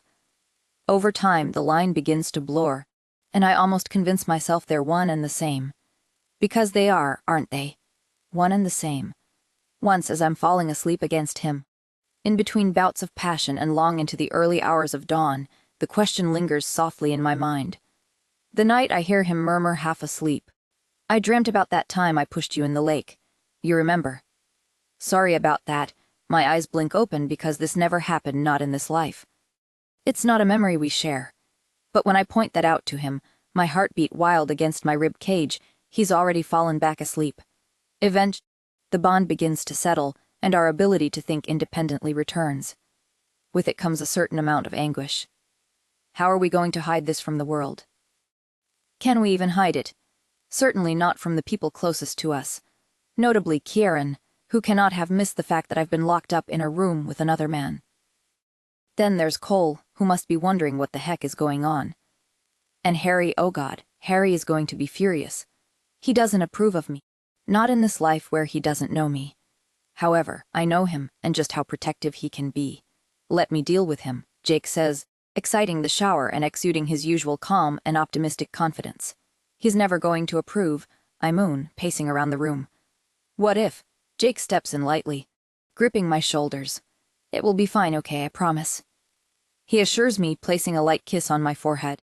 He's actually been away back home this past week to be safe since we've been too busy to help with the whole investigation. Can you believe it? Harry being reasonable. 'Cause I can't. That is surprising, and I do feel better knowing Harry hasn't been risking our lives while Jake and I were unavailable to help. But that doesn't erase my unease regarding Cole and, worst of all, Kieran. I'll speak with Harry. You take care of your divorce, Jake quips, pushing me towards the door. Jake, I growl in annoyance. I don't think now's the time to request. Jake's scent turns a little sore. Viv, you get yourself that divorce. Or I'm doing it for you. He snaps, shutting our bedroom door behind me, leaving no room for discussion. I guess I do need to speak with Kieran. There's no hiding the fact that whatever relationship there'd been between us cannot go on. But I'm at a loss on the best course of action. There's what I want, which is Jake and what Jake wants. But there are also Kieran's feelings to take into account, and most importantly, the investigation. I settle into the back of the car, driving me home. The soft hum of the engine blending with the rhythmic patter of the rain against the windows as we pull away from the curb. The city lights blur into streaks of color, mirroring my inner turmoil. The comfort of the leather seat offers little solace as my thoughts race ahead to the confrontation awaiting me. Time stretched, feeling interminable as I rehearse the words that need to be spoken, endlessly fidgeting with my hair in the rearview mirror like armor. The silence of the car ride has me tapping an anxious rhythm on my knee with my fingers. What if Kieran can't see past the personal betrayal to the larger picture of our investigation? What if his feelings cloud his judgment and jeopardize everything we've worked towards? The stakes are painfully high. The tension is high for everyone as the car glides through the gates of the estate. The imposing facade of Kieran's hotel looms ahead, its windows glowing with warm light that contrasts sharply with the cold dread settling in my stomach. Stepping out of the car, the chill in the air bites at my skin. A stark reminder of the uncomfortable conversation waiting for me. Walking through the grand entrance, the opulence of the lobby does little to ease the tightness in my chest. The marble floors, sweeping staircases, and plush carpets whisper of a life on the brink of irrevocable change. As I head toward our private quarters, the uncertainty of Kieran's reaction hangs over me like a dark cloud. Pausing outside his office door, my resolve to speak my truth offers little comfort to the fluttering in my heart. After knocking gently, I find Kieran seated behind his grand oak desk. Rifling through papers, the weeks apart have carved lines of worry and fatigue into his face. His usually immaculate hair falls loosely around him, adding to the impression of a man burdened by unseen troubles. The office, once vibrant with his dynamic energy, now seems to echo a quiet defeat. Yet, as his eyes meet mine, there's no trace of the anger or betrayal I had prepared myself for. Instead, relief floods his gaze, stopping me in my tracks. "Vivien," Kieran greets, his tone guarded but not devoid of warmth. "You seem well." His posture is relaxed, free of defensiveness, and his faint smile carries genuine kindness. It unsettles me completely. "Yes," I reply awkwardly. "I'm good, thank you." I don't mention that he doesn't look so good himself, it wouldn't be kind. Right now, this man deserves kindness, even if I've never been particularly skilled at giving it. Summoning what little I can, I watch as Kieran slowly rises from his chair, never taking his eyes off me. He approaches, undoubtedly catching a fresh whiff of my altered scent, a result of my recent mating bond. His gaze lingers briefly on the bite mark at my neck. "I see the rumors are true," he comments pensively. I feel lost, confused by how calm Kieran remains when it's clear my mating with another has wounded him. Any other shifter would be consumed by aggression, possessiveness, but Kieran. There's only quiet dignity behind the sense of loss he clearly feels, coupled with concern as he studies my troubled expression. "What is it?" he asks, furrowing his brows. "Are you not happy?" I laugh shortly, incredulous. "How are you concerned with my happiness right now? You should be furious." Kieran interrupts me with a small, sincere smile, not bright but deeply earnest. "Because it's all I want," he replies, his voice pained yet resolute. "You may not remember me, but to me you're my wife. And I've never seen you look more radiant, Vivien." The breath is stolen from my lungs as blush creeps up my cheeks. "Your scent lingers and you seem fulfilled," Kieran remarks, searching my gaze. I'm afraid to meet his eyes, knowing they'll betray how true his observations ring, a pleased smile already tugging at my lips. I don't want to rub anything in Kieran's face, but it's hard to hide how right it feels to be Jake's mate, how good it makes me feel, how complete. Especially when Kieran is the one pointing it out. "For what it's worth, I'm sorry," I tell him. "In my world, you're happily mated to my sister. Though that probably means nothing now when reality fixes itself. You'll see." "Fixing reality," Kieran interrupts, looking confused. "Can you do that?" I pause awkwardly, realizing what I just let slip. I may have told Kieran about the alternate reality, but I'd never mentioned it could be fixed. This must be confusing for him. "Yes, it can," I say. I hope I fix sounds strange, but Kieran shakes his head. "No, I understand. To you, things aren't as they should be. You may have reunited with your mate, but you must be eager to make things right with him." I freeze, his words stirring something within me that I don't want to look at too closely. "Make things right?" I ask in a small voice. "Well, your bond with Jake must be much stronger where you're from," Kieran speculates thoughtfully. "It must have been hard for you, being stuck in a place where your mate can't remember you." I shake my head, feeling dizzy. No, I say weakly. He isn't, you see. We're not. But I can't bring myself to finish because, suddenly, reality is catching up to me. Because Jake isn't my mate, not really. Not in my world. He never was. And he never will be. It always hurt. But now, knowing what it's like to be bonded to him, knowing what I'll lose and never get back, it's unbearable. Are you okay? You've gone pale. I'm fine. I managed despite the burning, choking sensation tightening my throat. This is my fault, really. I've been such a fool. Letting myself be swept away by circumstance and sweet lies made to look all too real in this world. Soon, I'll have to face the consequences. I should go, I tell Kieran with a curt nod. Thank you. Thank you for your understanding. I'm halfway out of the office when I hear him call after me. Vivien, you know you can always come to me, right? With anything. I may be nothing to you, but to me you're my wife. You'll always be my wife. I'll stand by you. I look back and force a tight, painful smile. My sister's a lucky woman. I hope she knows that. Now alone in the hotel corridor. I don't know what to do with myself. I should speak to Cole, meet with the intermediary, find Narrow, stop more serum from being made, move things along. Get some work done, fix reality, go back home. But all I want is to go find Jake, lose myself in the elusive comfort of his arms while I still can. I've been so happy, so blindly happy, and now it's all ruined. The prospect of losing it all crushes me. The hotel clerk and the young shifter who'd been so kind earlier blur past me as I walk, lost in the weight of everything pressing down on me. The young clerk who had been awkward around me a while back is now walking in my direction. Your mother's here, he tells me. She's been here practically every day this week looking for you. Would you like to meet with her now? I really don't. I have more than 100 problems, and for once my mother isn't one of them. But she's still my mother, and some ingrained part of me can't bring myself to deny her. Besides, I'm sure it won't take long. Might as well deal with whatever it is she wants now and be done with it. Sure, I nod. Is she in my office? The young clerk nods, escorting me politely despite me knowing perfectly well where my office is. Just as he'd said, Genevieve is waiting for me there. Though I hadn't anticipated how overwhelming her presence would be. Her scent is so sour with anger it's nearly painful for me to step closer. She can't hurt me anymore, I know that, but she has, and my wolf remembers. I remember. And I automatically flinch in response when her furious gaze descends upon me. Sit down, she snaps, crossing her arms.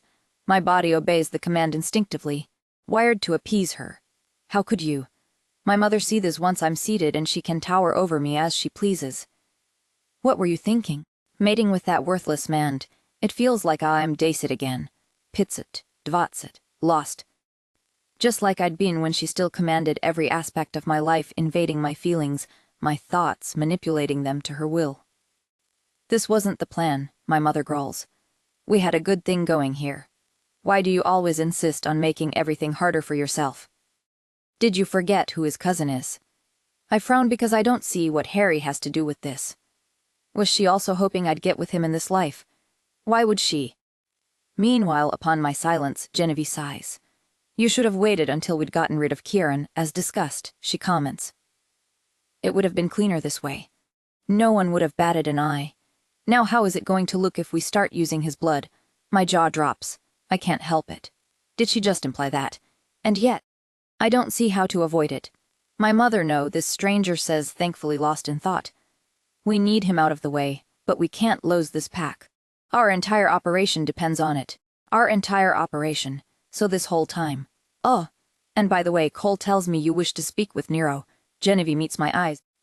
Care to tell me what this is about? I shake my head. Of course my mother is in on it. I realize of course she is. If anything, it must have been her idea. Is that why she always wanted me to marry an alpha to use me to take over his pack and Vivien? Genevieve asks. All this time. All those years of pressuring me. Making me feel as if somehow I owed her complete and utter obedience. Because I was my father's daughter, and my father had left, it had felt like I'd somehow betrayed my mother. Myself. But in this life, Dad is still around, and still somehow that hadn't been enough. It was never enough. It was never about Dad. I want out. I grind out between my teeth. Or what? Genevieve looks at me sharply. Speechless, if only for a moment, a part of me rejoices over the fact. But it's a small part. The rest of me doesn't feel much at all. You heard me, I murmur in a flat tone. Genevieve scoffs. You can't be serious. This entire operation relies on you. I jump to my feet. I don't care, I'm done. I want no part of this anymore. Cruel smile grazes my mother's lips as she speaks. You can't mean that, Vivien. I know you. I know what you want. I shake my head and run out of the room, unwilling to hear her any longer. I want her out of my life for good, but Genevieve's voice calls me back, just like it always has before. The truth is, there's no escape from me. You will get your act together, she tells me. And I'm not above telling Nero about your mate. If you think for 1 second he won't use him to pressure you into obedience, then you're a fool. I freeze before spinning on my heels furiously. You stay away from Jake. My heart clenches so painfully it feels like it's breaking. I would never let harm come to your mate, Genevieve replies, giving me a chilling smile. Provided you do as you're told, that is. Are we clear? Jake, Harry says with a tired sigh. You're an idiot. I roll my eyes, purposefully goading him into expressing his frustration further because, with Harry, it's the only way forward. Yeah, what else is new? What were you thinking? Mating with a married woman, Harry jumps to his feet in aggravation. A woman who not only is a suspect in the drug ring we've been looking into. Vivien isn't a suspect. I growl because Harry can berate me all he wants. But I won't tolerate him badmouthing my mate. And who, forgive me for telling you, doesn't seem entirely right in the head, Harry adds, ignoring my outburst. Come on. I snap because his attitude is slowly getting on my nerves. The only reason you don't want to believe her is because she told you about the fated bond thing. And it disturbed you. No, it didn't, Harry replies, lying through his teeth. It did, I argue. How else would she know us so well? Research. Private investigation. I roll my eyes. I understand how Vivien's story might sound, but you don't see what I see or, more accurately, what I feel when looking at her. The first time I ever met her gaze, it felt like finding something long gone. Like being seen completely in a way I'd never experienced before. And while I'd convinced myself I was simply being blinded by her beauty, that whatever she claimed to know about me couldn't be real, I soon came to realize there's simply no way she could fake the connection between us. She loves me, I tell Harry. We're mates now. I can feel what she feels, and she really loves me. Harry pinches the bridge of his nose tiredly. What? You couldn't have known that before meeting with her. He argues for the sake of arguing, because he's a stubborn bastard. I do now. It's real, Harry. Everything she told us, it's all real. Harry briefly tenses, avoiding my gaze. And also, I add, for what it's worth, I love her, can quite place. Emma's not exactly the subtle type. I say slowly, trying to piece together his reasoning. Harry sighed, leaning back in his chair as though bracing himself for an explanation he'd rather not give. I know she's a lot, he admits, his tone laced with both exasperation and fondness. But she's also sharp. You'll need that if you're going to keep Vivien safe while figuring out what to do next. I open my mouth to argue but stop short, considering his words. He's right, Emma may not be quiet or easy to manage, but her instincts are rarely wrong, and she has a knack for cutting through chaos when it matters most. Still, the idea of bringing her along feels like adding fuel to an already volatile situation. Fine. I relent at last, knowing better than to fight him on this. But if she starts bossing Viv around, don't blame me for losing my patience. Harry chuckles softly, though there's no real humor in it. The weight of everything pressing down on us is palpable, even in this brief exchange. I hesitate by the door, glancing back at him one last time.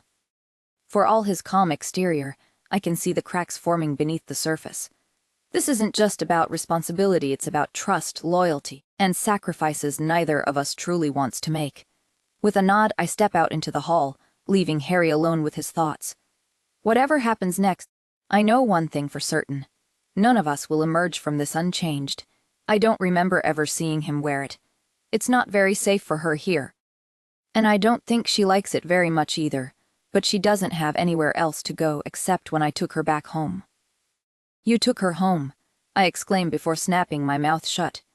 She seemed to like it well enough. Harry goes on like he hasn't even heard my interruption. She even made friends with Chloe. I stare my cousin down as he very purposely avoids my eyes. I probably shouldn't say anything because it really doesn't look like Harry wants to say more. Now would probably be a good time to shut up. Oh my God, I exclaim anyway. You like her. Harry's course I do. She's a nice girl. Annoying, but nice. I roll my eyes. Don't play dumb with me. You like her, like her. What are you, 5? Say, you're not even denying it. I point out gleefully. I don't think I remember Harry ever having a real crush before. This is so exciting, so many new opportunities to make fun of him. Whatever you're thinking, stop it. Harry interrupts. It's not going to happen, all right. She's not interested. Ah, so this is what has been bothering him this entire time. Now that I know what to look out for, he does seem pretty dejected. I'd make fun of him for it, except I don't have the heart to not if he's sincerely upset about this. Sorry, man, I tell him. But hey, at least you tried. Harry blinks at me, making me frown. You did tell her how you feel, right? Another blank look. You didn't. I groan. You're such a coward sometimes. There's no point. I know she. No, you don't. You're not a mind reader. You don't know anything unless you ask. Ask her out, and when she says no, we'll get a drink. How's that? Harry smirks. Fine. And make it romantic. Get her flowers or something. I advise receiving an unimpressed look for my efforts. Didn't you mate with Vivien in a bathroom stall? Shut up, I tell Harry. I'll be in touch regarding my departure, notably so that you can give Emma a heads up. I head back to the hotel room Vivien, and I share to wait for her. I didn't expect to see her already back, and am briefly excited to find her there until her scent hits my nostrils, bitter and distressed. Viv, I ask hesitantly. What happened? Her beautiful face is pale, though not nearly as worrying as the haunted look in her eyes. Jake, she whispers as I take her into my arms, holding her close. She bends like she wants to fold into me and disappear or break. It's okay, I tell her, cradling her head into my shoulder where I know she'll get a strong whiff of my scent. You can tell me. I'll help. But Vivien doesn't say a thing, and to my horror, she begins to sob quietly into my shirt. I do my best to keep calm and exude a calming scent, but it is difficult knowing just who it is Vivien had gone to see. How bad was her meeting with Kieran for her to come back here in such a state? What did he do? I can't help girl feeling Vivien tense against me. I swear I'm going to kill. No, Vivien protests in a weak murmur. Kieran. The meeting with him went fine, or so it seemed. She moves away to dry the tears from her eyes, and the motion breaks my heart a little more. My mother, Vivien, explains slowly, meeting my gaze. I frown. Her mother. I had no idea Vivien's mother was even around. It hits me how little I know about her family, aside from the fact that in her world, her sister is married to Kieran instead of her. That's all I know, or so I thought. Maybe it's the way Vivien says the word mother, or the slight pinch at the corners of her eyes as she does. Perhaps it's the distress sparking in her scent. Or maybe it's something else entirely, something unexplainable, but in that moment, I just know. Vivien's mother is bad news, and I have to get my mate away from her for all our sakes.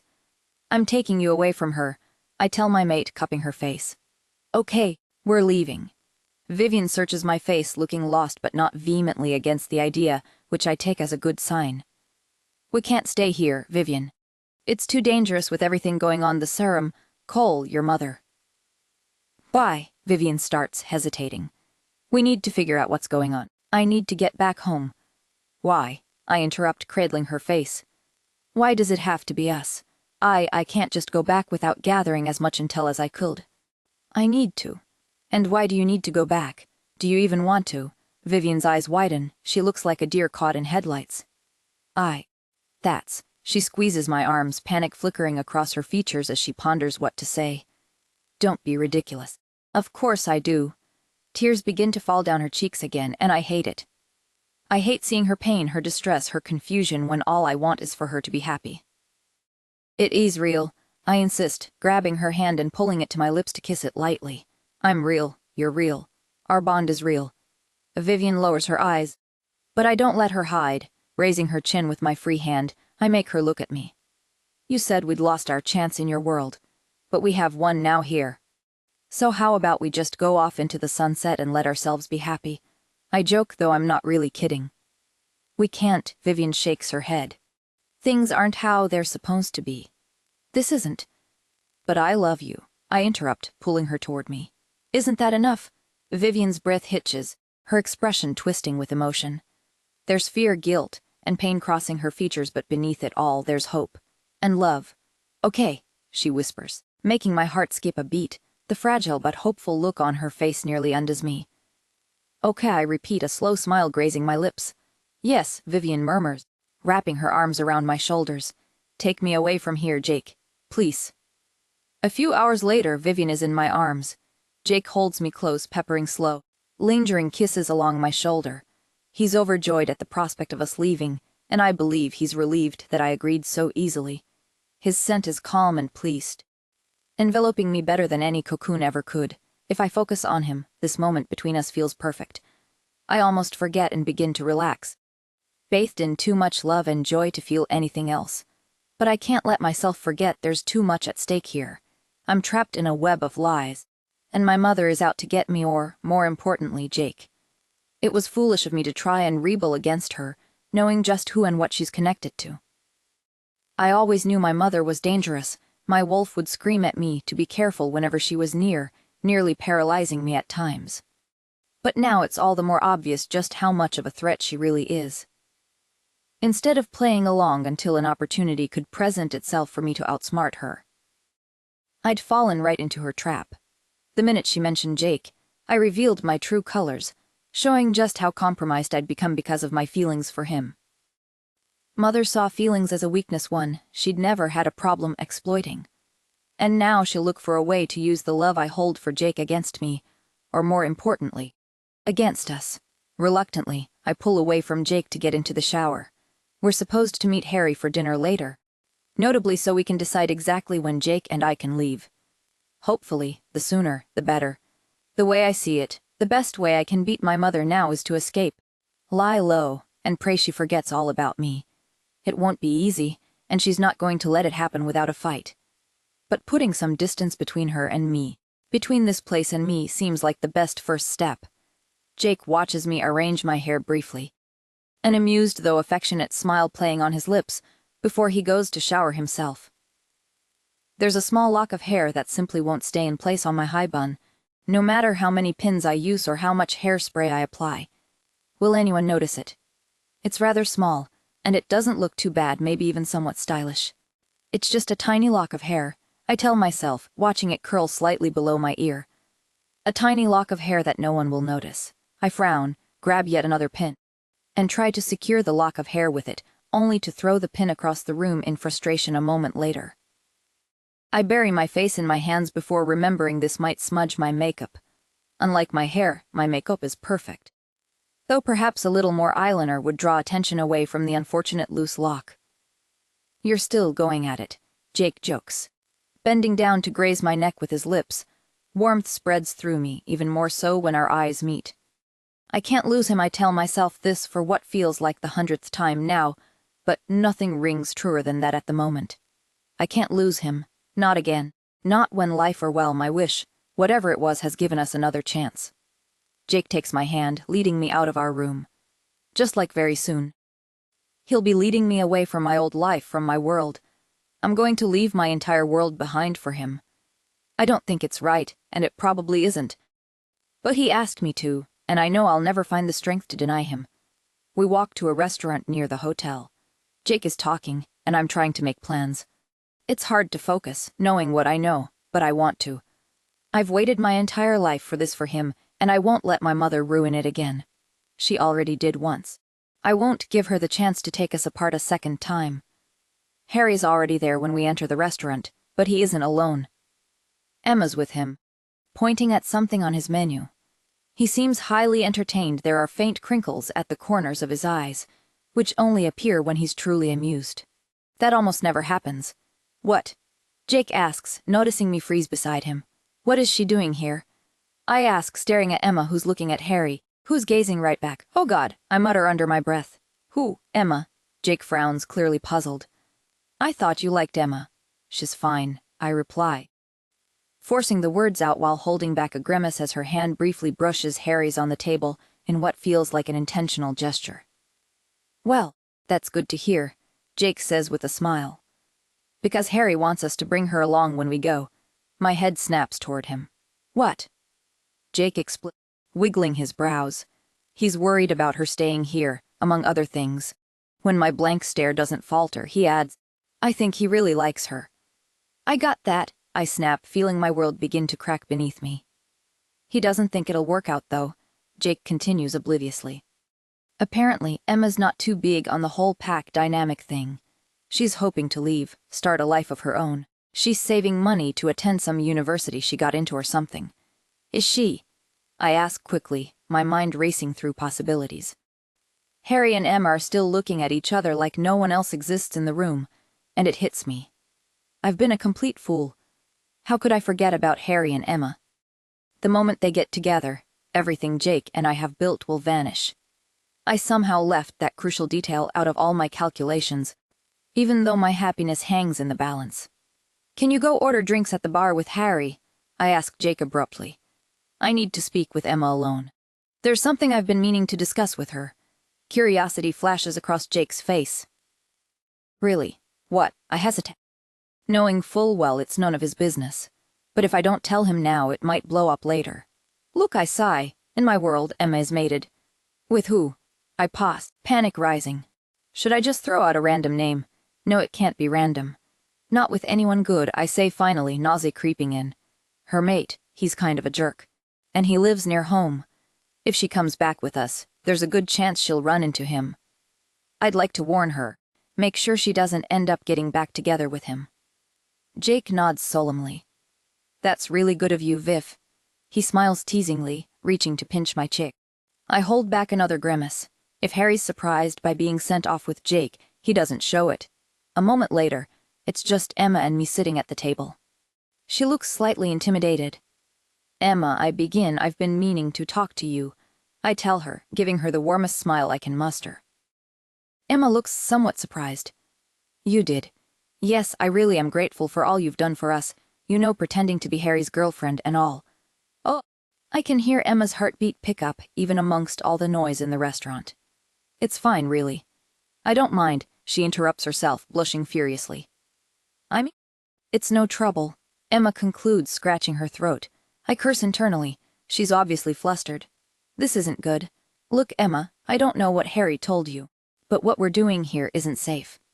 In fact, we're all in danger, and that means you too. Emma looks like she wants to say something, but I don't let her. And it's not fair to you. You've just recently been turned. You're vulnerable, and I know your financial situation isn't easy. Emma's blush intensifies, and I'd feel a little sorry for it if there wasn't so much at stake. So obviously, it must have been hard for you to say no. No one made you, I forced you into this mess. And for that, I'm sorry. A stunned expression crosses Emma's features before quickly morphing into a sincerely touched one, which makes me feel terrible.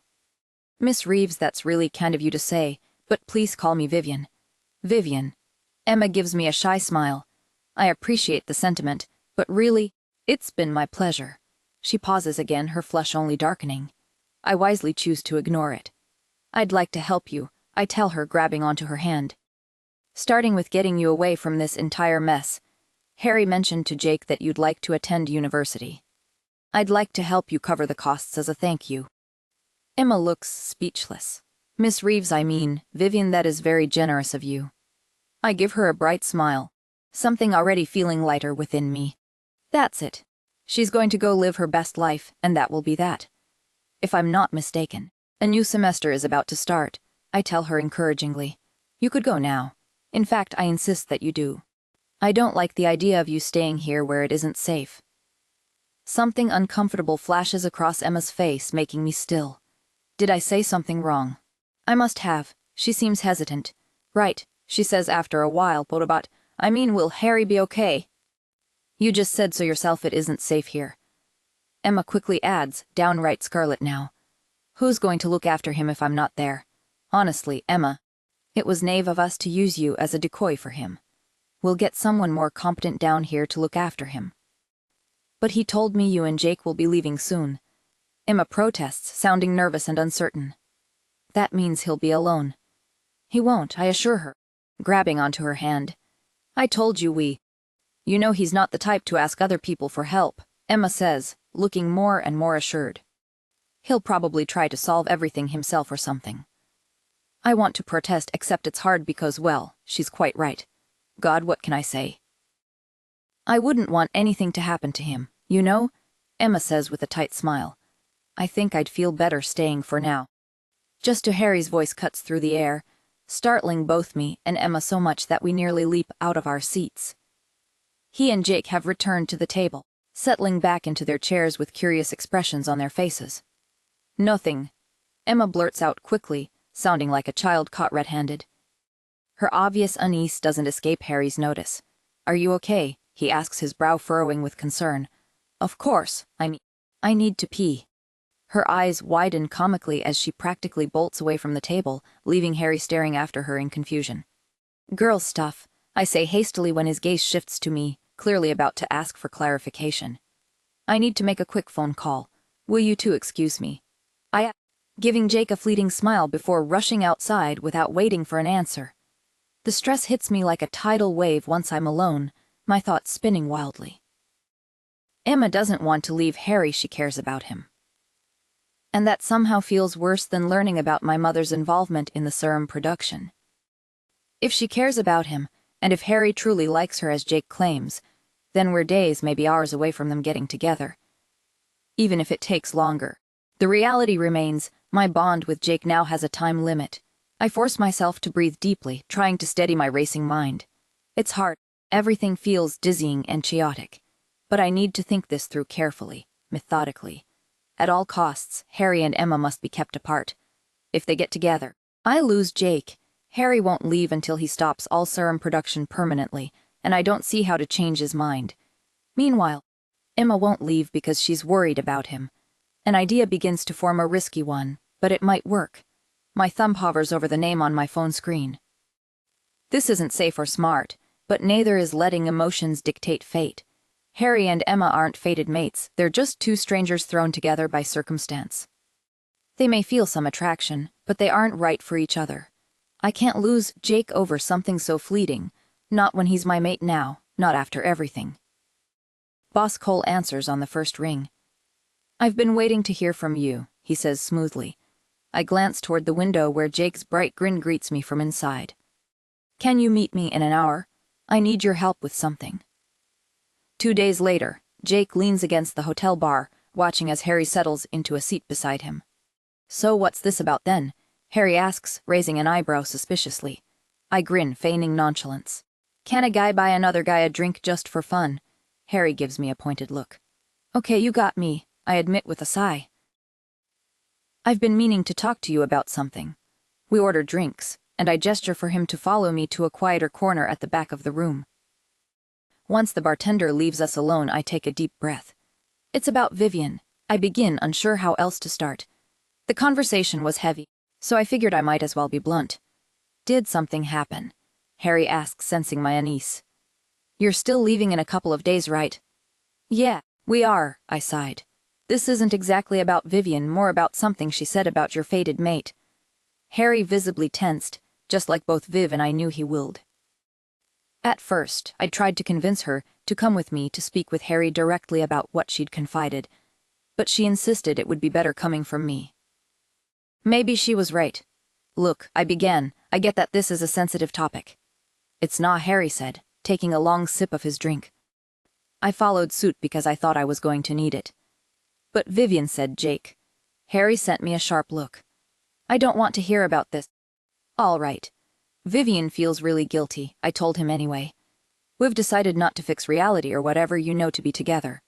Sure, Harry's furrowing his brows, and it would be fine, except that means Kieran is still apart from Margot, and more importantly, you're apart from your mate. And it's really weighing on Viv's mind.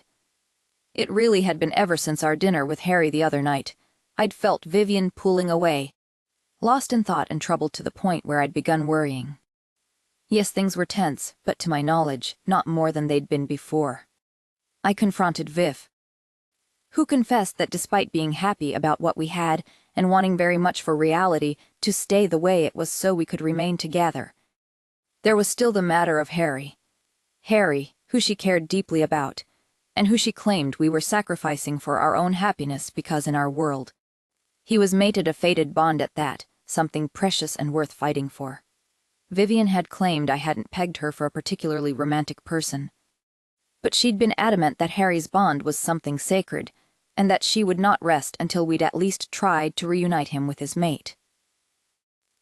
If you'd seen them together like I have, she told me earnestly, you'd understand. She claims you're really happy with your mate, I told Harry, whose face remained impassive but whose shoulders were tense. Don't you think you owe it to yourself to at least meet with her? Harry sighs up Jake.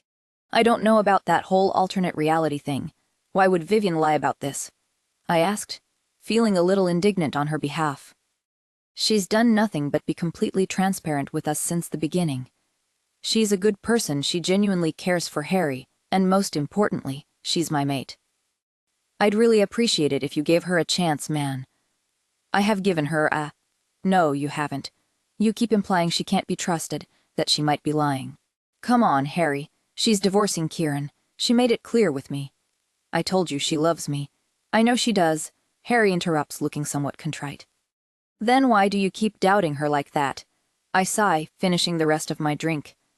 A tense silence settles between us. I'm going to get another. You want one? I eventually offer to break it. Sure, Harry replies. When I return a moment later, Harry looks resolved. You're right. I guess I've been rather wary of Vivien, but she's your mate, and you trust her, and I trust you. I hand him his drink with a roll of the eyes. Look, I get that her story's a lot to take, but come on, we know vampires and witches exist, and we can turn into wolves. Is it really so far-fetched that she's made a wish that somehow changed all our fates? Harry gives me a blank look. Yeah, okay, it does sound far-fetched. But the point is, our entire lives have been crazy. So cheers. I clink our glasses together, making Harry smirk. Will you please consider at least meeting with her? Your mate. If you don't like her or feel anything, you don't have to, I start. But Harry cuts me off, looking away. I don't know, Harry. He hesitates. There's Emma, and Emma's great. I nod enthusiastically. I guess I don't really know her, but I'm sure she's great.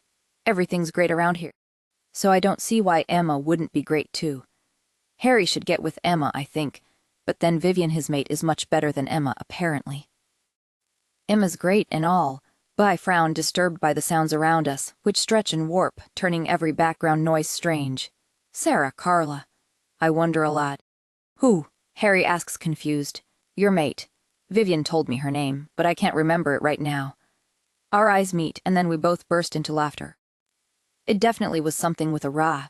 I conclude with a snort, which only makes Harry laugh even more. I'm not sure what's so funny about me forgetting a name, but somehow that only makes the entire thing even funnier. I don't think I've ever seen Harry laugh so hard before in my life. And then Vivien is there, radiant, and I'm stunned silent. God, she's the most gorgeous thing I've ever seen. How did I ever get so lucky? She is my mate, all mine, and her eyes are these incredible pools of green, bright and almost liquid, so beautiful. And yet she's mine. Jack, Viv says something. But her voice floats over to me like it's riding on a breeze. She's wearing a cascading green dress, and the room tilts a little when I try to focus on her. Beside me, I see Harry vaguely waving at her. I guess he trusts her now, which is fantastic news. Viv, I stretch out my arms to her, hoping to grab onto her arm. Come here. She approaches with an amused smile. So you say I can't handle my alcohol, she observes. I think she might be making fun of me, but she just smells so wonderful. I have to pull her onto my lap and bury my nose in her hair. Jake, she protests, sounding surprised. I love it when she's surprised, even her surprise is perfection. I love her. Her green emerald eyes bore into mine. She seems worried now, which is strange in a moment like this, but Vivien pulls away from me, looking troubled, and begins to type. She glances at her phone, then presses it to her ear. Come on, Kieran, she mutters under her breath. Pick up, Kieran. Her words spark unease in me. Why would she be calling Kieran? I complain, rising to my feet and pulling her close.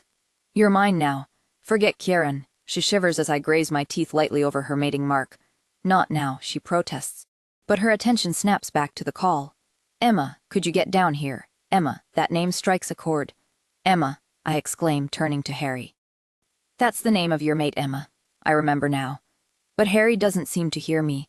He collapses onto the armchair, looking unusually drained for just 1 or 2 drinks. I laugh though it feels hollow. Vivien cups my face, forcing me to meet her eyes. "Kiss me," I tell her. She gives me a tight, worried smile, but I'll take what I can get. Pulling her closer, our lips meet, and her scent blooms around me so intoxicating it makes my mouth water. When I try to kiss her again, she pulls away, so I settle for trailing kisses along her neck. Her neck is exquisite, like a work of art. "Are you okay, Harry?" Vivien asks, her voice laced with concern. It irritates me. "My name's Jake," I remind her, but she rolls her eyes, focusing instead on a young girl approaching us. "What happened?" the girl asks, her blue eyes widening as they land on Harry. "Harry," she kneels beside him, shaking his shoulder. Slowly, Harry opens his eyes, a lazy grin spreading across his face. "Get him back to your room and lock yourself in," Vivien instructs Emma, her tone sending shivers through me. "I'll be back, all right." She grabs my arm, tugging me after her. I seize the moment to pull her fingers into my mouth, licking them teasingly. Vivien may look affronted, but I know she enjoys it. I can smell it. Still, something weighs on her mind. "When did we get into a car?" I ask, glancing around.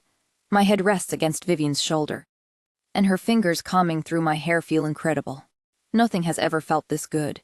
I realize with satisfaction that we're back in our hotel room when my mate drags me toward the bed.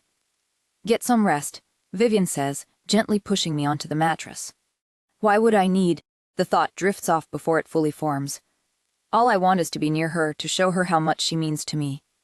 "Viv," I groan, tugging at her wrist. "I have to go check on Harry. Emma's alone with him, and Kieran isn't answering." I struggle to focus on her words. "You stay here and sleep." "All right." Vivien places a soft kiss on my forehead. "I'll be back soon." I sigh, certain I'm not tired, or at least, I wasn't a moment ago. Closing my eyes, I intend to tell her I'm fine, but the words never leave my lips. 2 days later, I stand in Kieran's main hotel office, addressing Cole. "Vivien, are you all set?" In the early hours of the morning, I avoid looking at his face, as if it will somehow make this situation more acceptable. Being here, making dubious plans with him, plotting betrayal, it doesn't help. This is really me doing this now with him. Ever since I discovered what my alter ego had been up to in this life, what she seemed capable of, I'd compartmentalized her. She was an entirely different person, one I could never become, no matter how different our circumstances might have been. But now, finally seeing Cole smirk dangerously, it truly hits me. She and I are one and the same, a terrible person. Cole replies, "Emma's letting her little alpha boyfriend know we'll be leaving as we speak." I nod, half wishing for this conversation to be over, buried, part of a past long gone. But it can't be, not yet. "Remember," I warn Cole, "no harm should come to her. I've hired mercenaries to come and rescue her from you by tomorrow. They'll take her out of the country." Cole grins at me. "I'll make sure she never wants to set foot here ever again." "Cole," I snap. He sobers up, meeting my gaze with a more solemn one. "I really appreciate you coming up with this entire plan to save my ass, boss," he tells me. I nod curtly, but he doesn't take it as the sign it is to shut up. "I mean, I had no idea Hargrove and his alpha cousin were planning to arrest me any day now," he continues. "Yeah. They think you're the big leader behind the entire thing." I repeat, even though I've told him this lie before. He enjoys hearing it. It makes him feel important, and I need him pleased and obedient. But using Emma so I don't just escape but actually go free and unharmed, brilliant. "You're an evil genius, boss. Anyone ever told you that?" I don't reply immediately. "You're sure she's going to be able to pull it off?" I ask eventually. Emma is meant to convince Harry that she and Cole are in love, that despite Cole's involvement in the entire serum operation, he's willing to leave it all behind for a future with her. Essentially, she is currently asking Harry to let her and Cole drive off into the sunset. It's the only thing I could think of to get rid of Emma without Harry eventually wanting to go after her. He'll believe her to be taken, belonging to another, and it'll probably sting a little.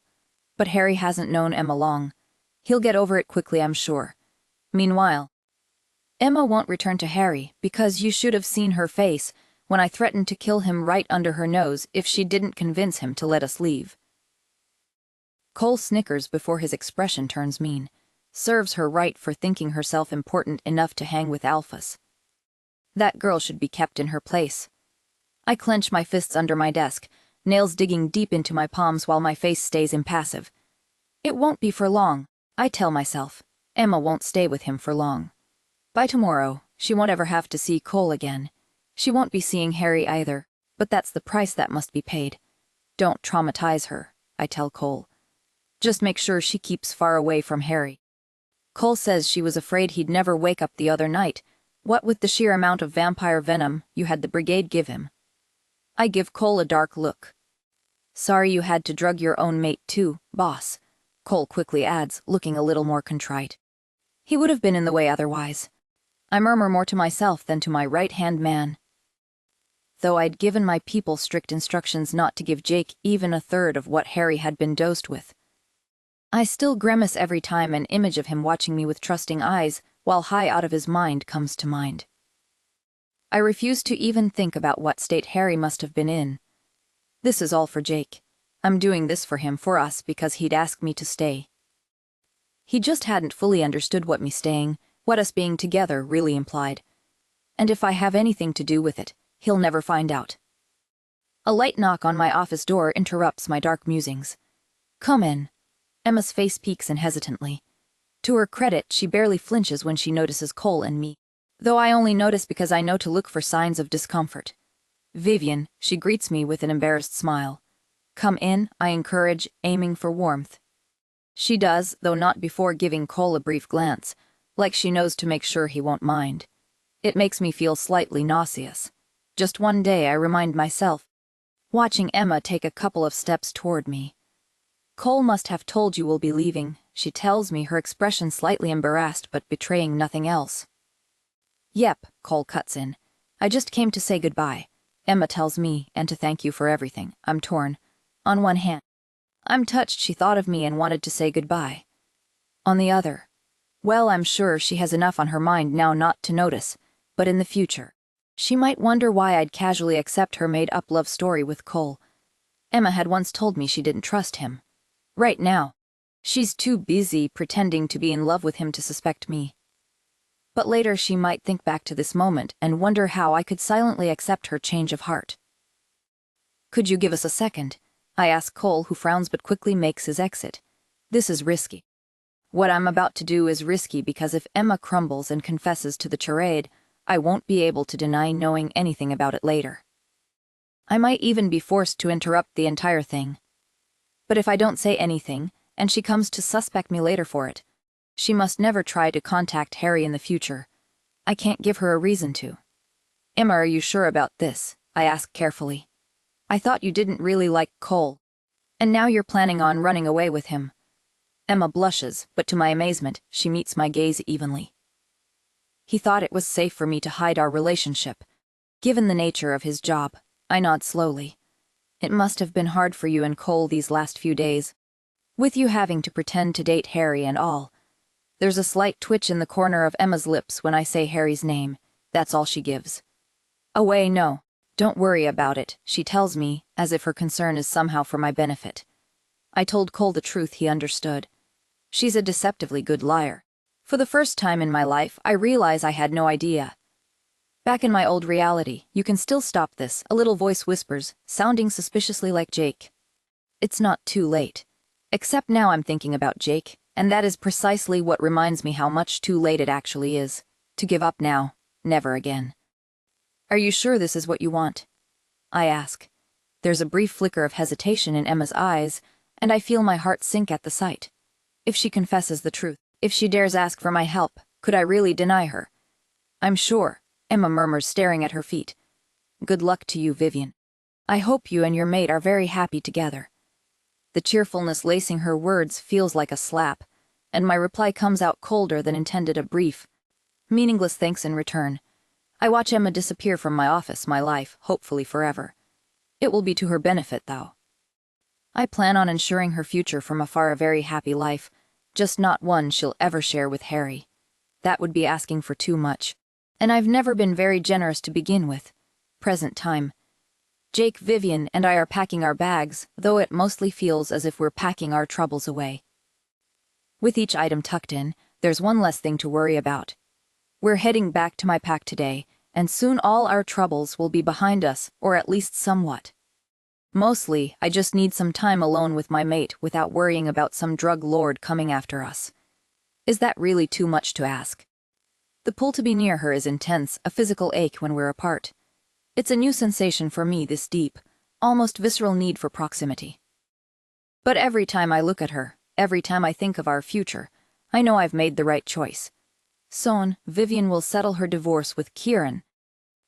And while our mating was sudden, a whirlwind of emotion and necessity, the thought of finally being able to ask for her hand in marriage, to celebrate our union openly in front of family and the pack, fills me with a sense of rightness. Though I'd feel better leaving knowing Harry would be safe. His mood has only grown worse, swinging from enraged to utterly dejected ever since Emma's departure. If I didn't know any better. I push these thoughts aside as I zip up my bag, choosing instead to focus on the immediate joy of our new beginning. The journey ahead is filled with promise. And as I glance at Vivien, her smile catching mine, I know that no matter what the future holds, we will face it together. And that's all that truly matters. I'm not saying we should kidnap him, I tell Viv. Just not give him a choice. Knock him out if he doesn't come willingly. That's kidnapping, she observes dubiously. I sigh. Together doesn't mean agreeing on everything, I guess. Viv, look, we can't leave him here alone when he's hurting like this, I argue. He's a level-headed grown man and our alpha, Viv replies sternly. He can look after himself, I pout. But you should have seen how sad he looked earlier, I protest. I'm worried he's going to do something stupid if we don't take his mind off that girl. Vivien does something strange, sharpening in fear as if stimulated by something terribly shocking, though there's nothing of the sort, only me and my words. Viv, I ask, furrowing my brow. She blinks and meets my gaze, her face calm and scent subdued. Vivien is incredibly talented at controlling her scent. I realize this not so much for the first time, but in a new way. What's the matter? I ask anyway before I can help myself. Her green eyes bore into mine, almost pleading. I don't understand what it is she's pleading for, understanding perhaps. If you think we should bring Harry home with us, then I'm with you, she says, giving me a little smile, though good luck making him agree. I groan, already dreading the entire conversation. I'd realized belatedly that Harry had been much more pleasant with Emma around. It's a shame about her and Cole. We really should introduce him to his fated mate soon, I tell Vivien. That'll make him forget Emma in no time. Viv suppresses a cup, like she swallowed something sore. Are you okay? I ask, rubbing a hand on her shoulder. She flinches briefly, it's barely even a flinch, but I feel it. And I wonder.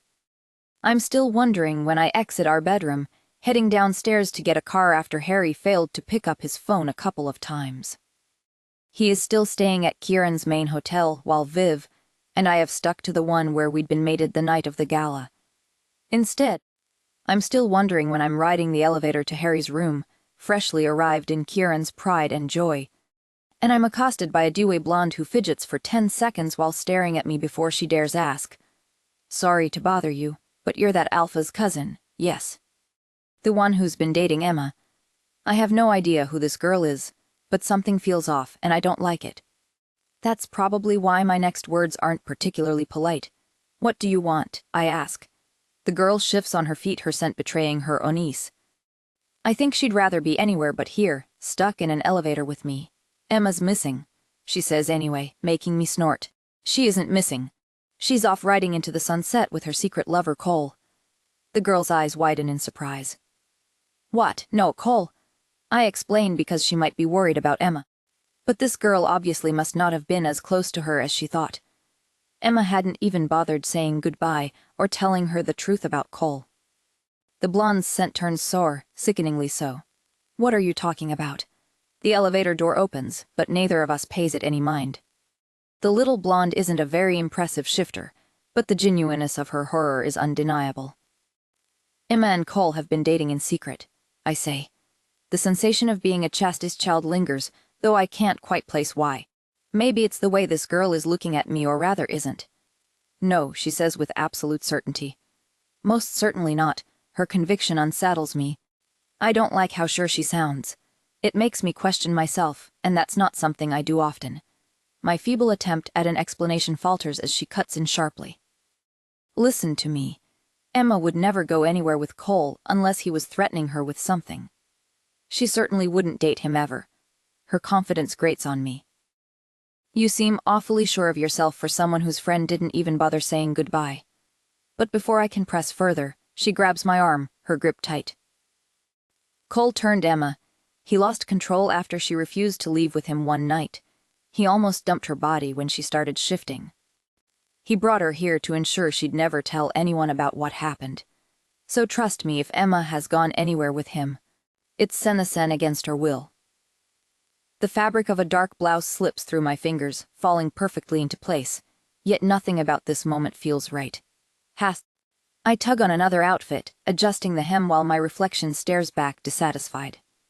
Jake will return soon, and then we'll start anew far from my mother, her schemes and the shadows of my old life where love had seemed impossible. That cold reality will soon be left behind, along with all my problems and unease. I've made the right choice, haven't I? All my life, I'd fought to meet expectations to be perfect, useful, anything to avoid being left behind or alone. And for what?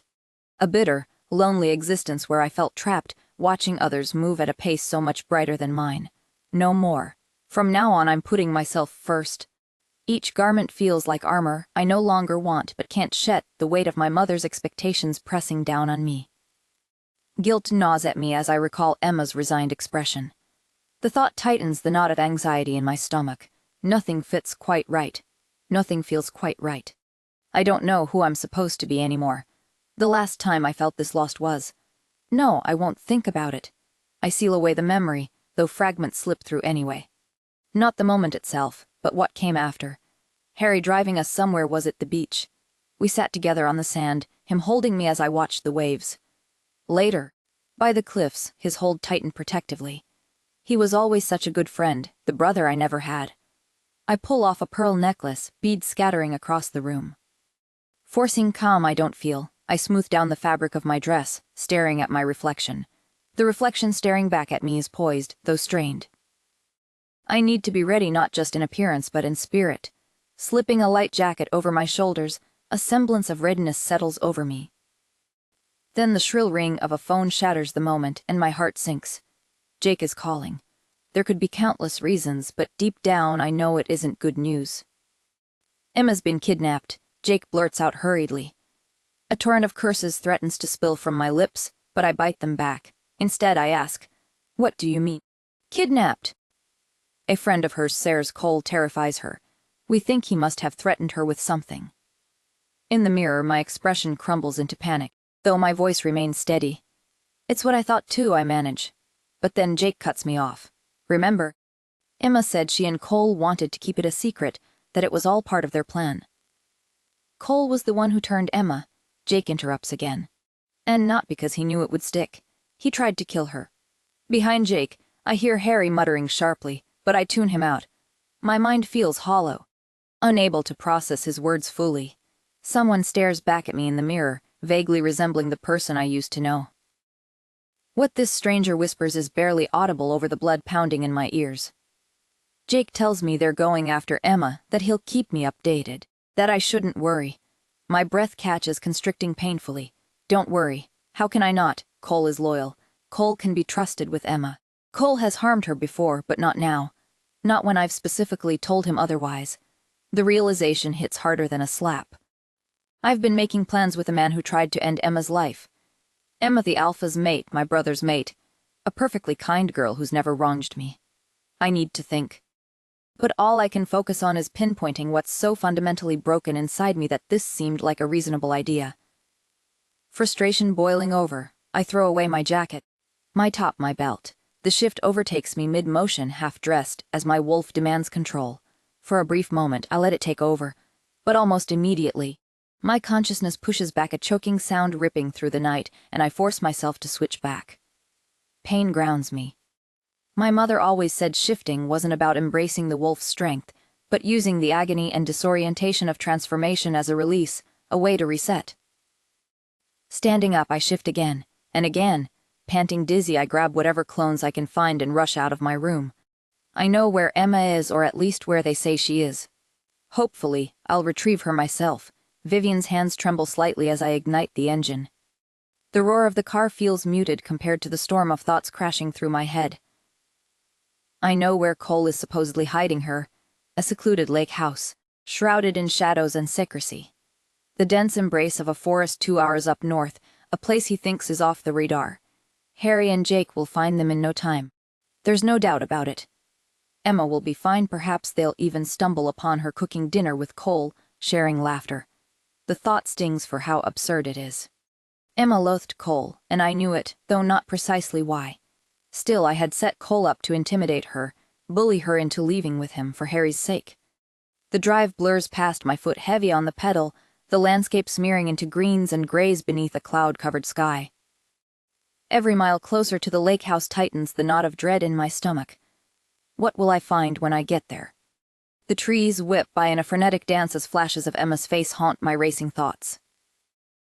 My headlights cut through the twilight gloom until the lake house comes into view, a dim silhouette against the darkening sky. A surge of resolve steadies my shaking hands. The scent of pine and fresh lake water greets me, but is tainted with something else, something unsettling. My nostrils flare as I take in the sharp, distinct aromas mingling in the air. Emma's familiar scent layers over Cole's. They're here. Their scents are too strong not to be recent. I send Jake a quick text confirming my location and, more importantly, Emma's. There's no doubt now that she and Cole are still around. Stepping carefully around the side of the house, my ears strain for any sound beyond the gentle lapping of water against the shore. The usual calm of the forest seems unnaturally still as I reach the door, easing it open. The scene inside halts me in my tracks. Furniture overturned, cushions shredded like confetti, deep claw marks carrying the walls. Dark stains smear across the floorboards, blood, still fresh, pungent and metallic to my sensitive nose. No sign of Emma or Cole. Silence reigns throughout the house save for something dripping slowly nearby, likely water from beneath a sink. Not a shout, growl, or breath can be heard. I move deeper into the house, each step cautious and deliberate. The air thickens with the residue of anger and fear.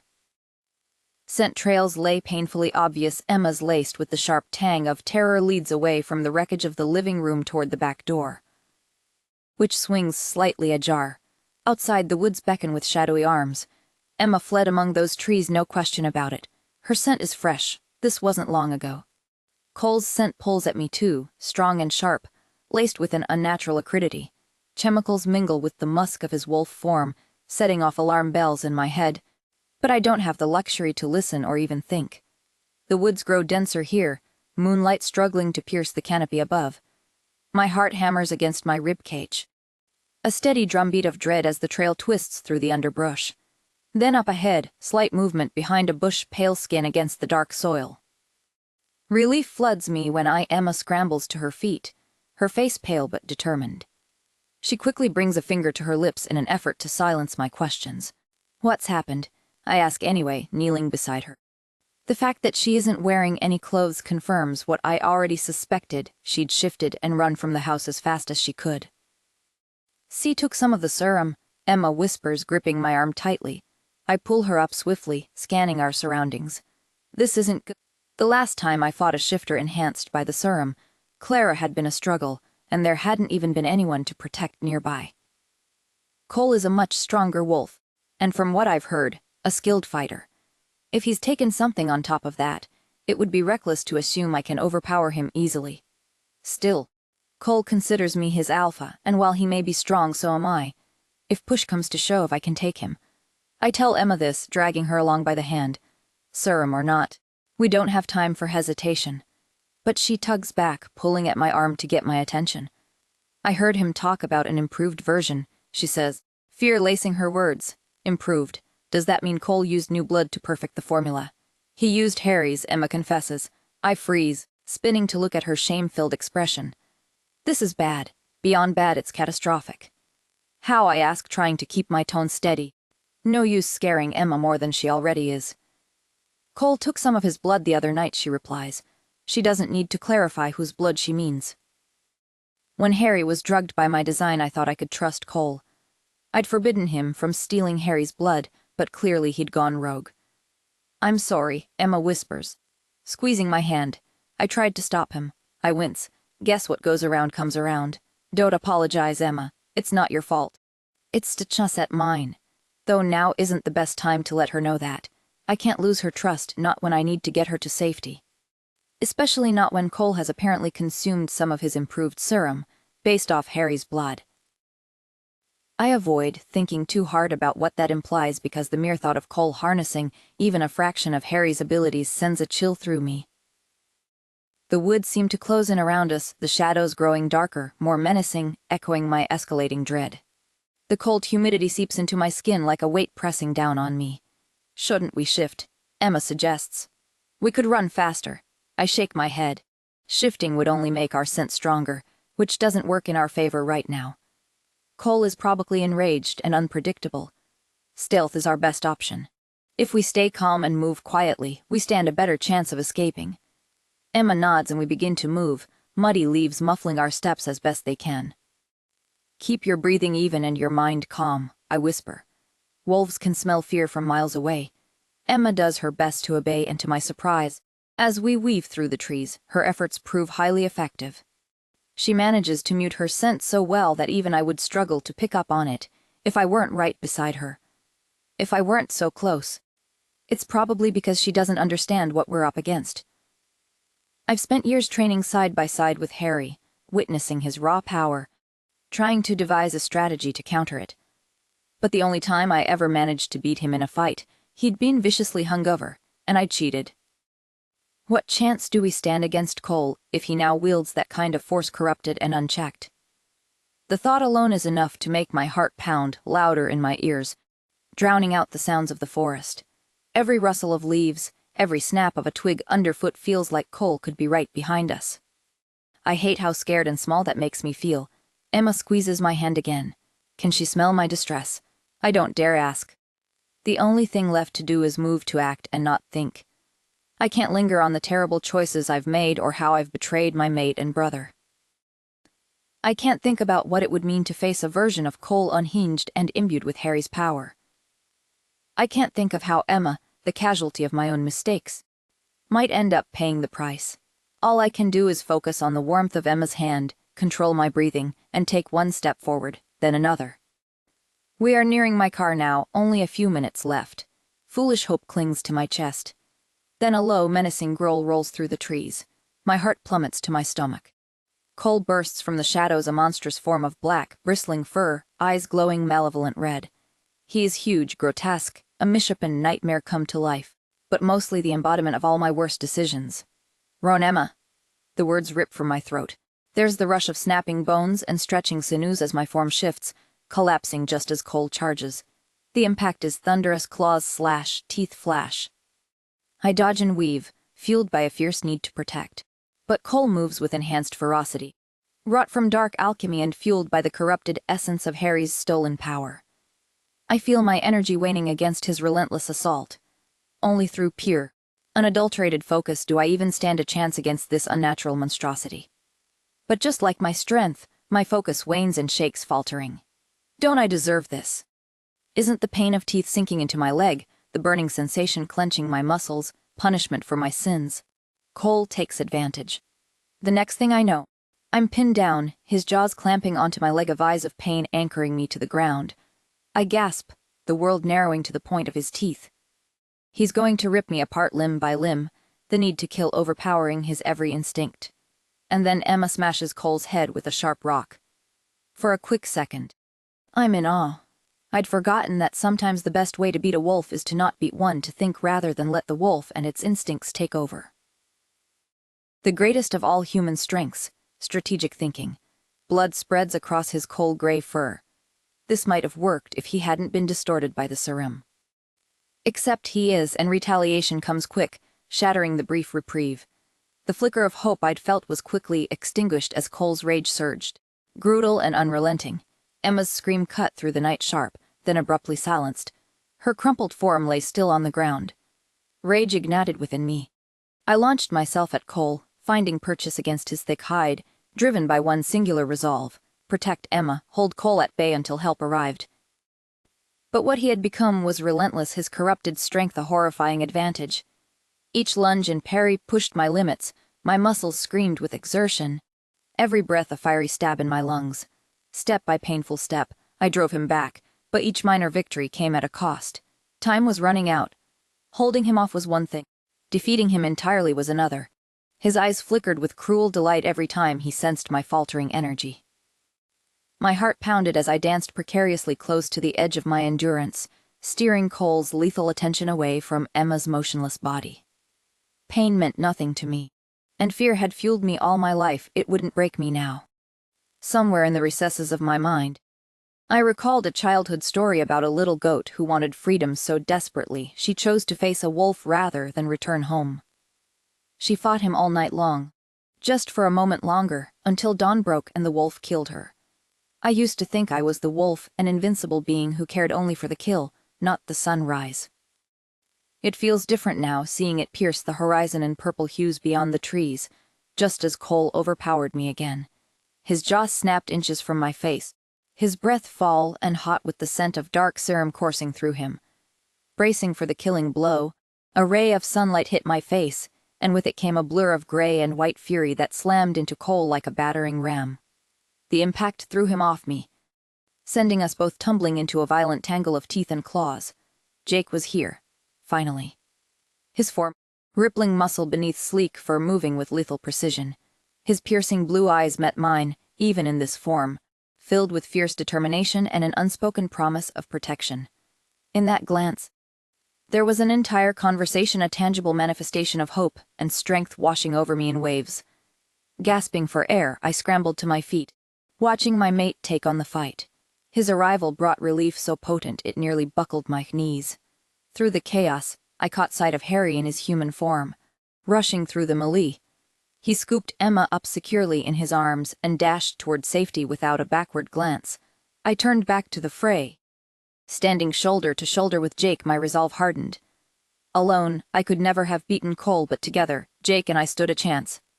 To be fair, Jake might have managed without me, but Harry hadn't been enraged by some otherworldly serum like Cole. Together we would finish this. During their practice fights, Jake and I were a team, still are a team. We move as one, and when our enemy apparently lies unconscious, shifting back into human form at our feet, I believe we've won. Relief and love surge through me as Jake and I shift back, my eyes meeting his before he pulls me into his arms. For a moment, nothing else exists. Harry and Emma fade away, and all that remains is the warmth of my mate, his scent mingling with mine. Then Cole opens his eyes, his voice weak but venomous as he asks, "Why would you defend this, Alpha? You're the one who wanted her gone anyway." And just like that, everything shatters. 3 days later, submerged in the steaming bath, the water's warmth offers no solace for the cold uncertainty coiling inside me. My thoughts drift aimlessly in the dimly lit bathroom, candlelight casting shadows that mirror the darkness clouding my mind. Jake hasn't spoken to me in 3 days, 3 endless days filled with silence so heavy it feels suffocating. The betrayal in his eyes haunts me. Worse still, the hurt pooling there when he discovered the truth. That look lingers behind my eyelids, etched into my heart. Feelings flow between our bond, especially when we're close. "Tell me this isn't what I think it is," he'd said, his tone blank while anguish poured into the bond, threatening to drown me. I tried to explain the alternate double's involvement with the serum, my mother's role, how I'd wanted to tell him. Of course I had, but Jake cut me off. "You had plenty of time," he accused. When he thought Harry had been kidnapped, Jake didn't believe my innocence. "So you mean you've known since then?" His expression cracked, mirroring the heartbreak he felt that day in the woods when he realized who I truly was. "You knew since before the bond," he stated, though it wasn't really a question. He understood the implications. "The truth is I'm rotten to the core, always have been. Raised a certain way, shaped into something dark, fueled by fear and greed. There's no light left in me." "Is this even real?" Jake asked about the alternate reality story. I flinched at the word story. Suddenly he wondered if it was fabricated, edited, polished to manipulate him. If this were fiction, I'd be the villain, and Jake would be the hero, a man I never deserved, let alone now as the distance between us grows. The bond we share has become a painful reminder of how near yet impossibly far apart we are. My calls go unanswered, my messages ignored, each one dissolving into the void between us. The ache of his absence fills the room, heavier than the weight of the secrets I can no longer bear alone. The humid air clings to my skin as the thought surfaces. Unwelcome and terrifying in its implications, could he break our bond? We are mated, supposedly in a way that is meant to be unbreakable. But after everything I've done, my secrets, my manipulations, would he want to sever that deepest of ties? The possibility hangs over me like a sword suspended by the thinnest of threads. And Emma, how is she? Have she and Harry managed to clear the air, untangle the web of deception I helped weave? I had confessed everything to Jake, hoping for absolution. Hoping it would mend fences, not just between them, but between us too. Yet here I am, still waiting, still hoping. Will I return to my reality soon? When Harry and Emma reconcile, when the alignment of our worlds resets? Do I even want to return? My life there feels like a distant memory, a narrative from which I've been unmoored, adrift in a sea of my own making. What do I want? The question echoes hollow and daunting. I'm lost, caught in the riptide of my desires and duties, love and loyalty all tangled up. I miss Jake so intensely it hollows out my chest, each heartbeat a reminder of his absence. The water cools around me, and I sink deeper, letting it cover my shoulders, my chin, the tip of my nose. I close my eyes, letting the stillness take over, letting the endless churn of my thoughts settle into a quiet desperation. I don't know what comes next. I don't know if the future holds reconciliation or solitude, return or exile. All I know is the pain of missing him, the fear of losing him, the uncertainty of what I've become and what I might yet have to be. I get out of the bath to put on something for the night when a knock on my door pulls me from my thoughts. Kieran stands there, a stack of papers in hand. "I think I found something interesting," he exclaims, waving them before catching a glimpse of my face and frowning. "Is something wrong?" "Nothing," I force out through clenched teeth. Kieran gives me a dubious glare. "I know you. Remember. I can tell you're upset." He crosses his arms, and at that moment, something inside me breaks. Maybe it's Kieran's concerned gaze. Or maybe it's the fact that I don't care anymore what he thinks of me. Or perhaps it's been a long time coming, ever since the moment Jake stepped away. The tears begin to fall, and when they do, it feels like they'll never stop. Vaguely, I feel Kieran pulling me back into my bedroom, making me sit down on the bed. But it's all background noise, nothing I feel strong enough to focus on. I'm not even sure what I'm crying about, Jake leaving me again. The guilt I feel toward Emma and Harry, Kieran showing me kindness that belongs to someone else, my mother's behavior, my father's indifference. Perhaps it's all of it. With a good dose of shame and self-pity, if I'm being honest. It takes a while and a whole lot of sniffling, but eventually, I begin to explain it all to Kieran, who sits there patiently listening. "You were planning on continuing to live in this world with this. The version of Jake I knew made me ensure Harry and Emma wouldn't end up together. At some point, he forced me to confirm what the witch had told me. The magic behind fated bonds would essentially reboot itself if they got together. This would cancel any wish I'd made and bring us all back home. I confirmed it, though I had to pause and hold back a sob that left me trembling. "They're fated mates in your world," Kieran repeated, his face uncertain, making me flinch. I nodded, unsure how to explain that, for me, fated bonds were a curse, something to endure rather than appreciate. I had convinced myself Harry and Emma would be better off apart long before they ever stood in the way of my happiness. But I was wrong. In a small voice, I told Kieran how I ignored every sign that they liked each other, even without the bond. It was so obvious, staring me right in the face. Yet I chose not to see it because it had nothing to do with Jake or me. Then I confided in Kieran about my father leaving. It had been a while since I'd talked to anyone about it. The only people I'd ever opened up to besides Margot were Harry and, of course, Jake. But I hadn't spoken of my father in years. "No one can blame you for having a thing against fated bonds after that," Kieran commented. "But that doesn't excuse what I did." "No, it doesn't," I agreed. "But admitting your fears is the first step in confronting them. And we both know you should. When did you get so wise?" I teased, nudging him lightly with my shoulder. "I've always been wise. You just don't remember it." He smirked. "You created the serum to make money," I reminded him dryly, earning a snort from him. "Never said I was wise about everything." He glanced at me sideways. "I'm not proud of what I did, and neither should you be.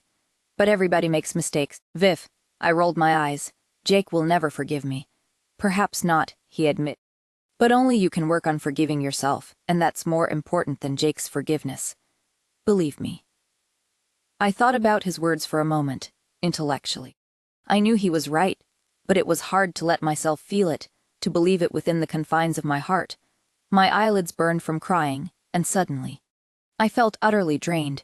Maybe I should let you rest, Kieran said, yawning himself. It wasn't like, but the idea of lying down and closing my eyes felt like an absolute necessity. You said you figured something out, though, I murmured as his words came slowly. He blinked at me, momentarily confused.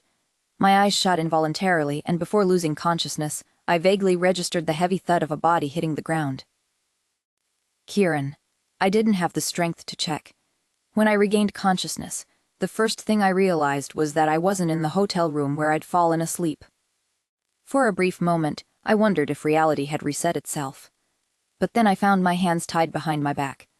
Kieran's unconscious form is bound next to mine, and as my eyes adjust to the dim lighting, I take in our surroundings. The space is slick with moisture, closing in around us like it was designed to disorient. A cave hollowed out and transformed into an underground bunker. Somewhere to my left, water drips steadily, distant yet close enough to unnerve me. We must be beneath a reservoir or something similar. Each breath feels heavy, laden with the earthy scent of mold, thick and oppressive in my nostrils. Kieran stirs beside me, his movements sluggish as he comes to grips with our grim situation. I turn my head as much as my restraints allow, trying to assess his condition.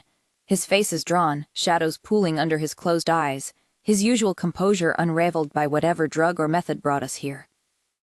Trapped, bound, at the mercy of whoever orchestrated this capture. Kieran, I mutter, hoping to stir him fully awake. But we don't have long to wait before footsteps echo from deeper within the cavernous room. A figure emerges, tall, imposing.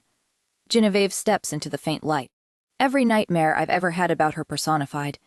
Memories flood back. Countless nights she came to my room, her silhouette dark against my doorway, startling me awake. Her disappointment cut sharper than knives, her punishments were far worse. Those nights still linger, the dread, lying awake, heart pounding, waiting for her approach even when she didn't appear. Genevieve stops a few feet away, her gaze cold and calculating. Power radiates off her in waves, the air crackling with her presence. She'd always wanted alpha status through marriage, but truthfully, she should have claimed it herself. Her ambitions shaped her, and now they shape this grim tableau. Mother, I say, my voice steady despite the frantic beating of my heart. I take it you're the reason we're here. My question hangs in the damp air, weighted by years of shared history. The silence that follows feels suffocating. Genevieve smiles, but there's no warmth in it. Actually, you're the reason you're here, Vivien, she says, rolling her eyes.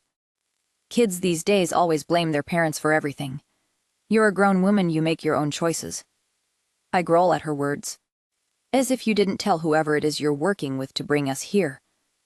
Her eyes flash gold as she strides closer, grabbing my hair. And what choice did I have after that little stunt? Mating with some random packless imbecile and planning to run off with him. She smirks, glancing toward Kieran. Sorry, handsome, she adds mockingly. Kieran gives her a bored look, unimpressed despite our dire circumstances.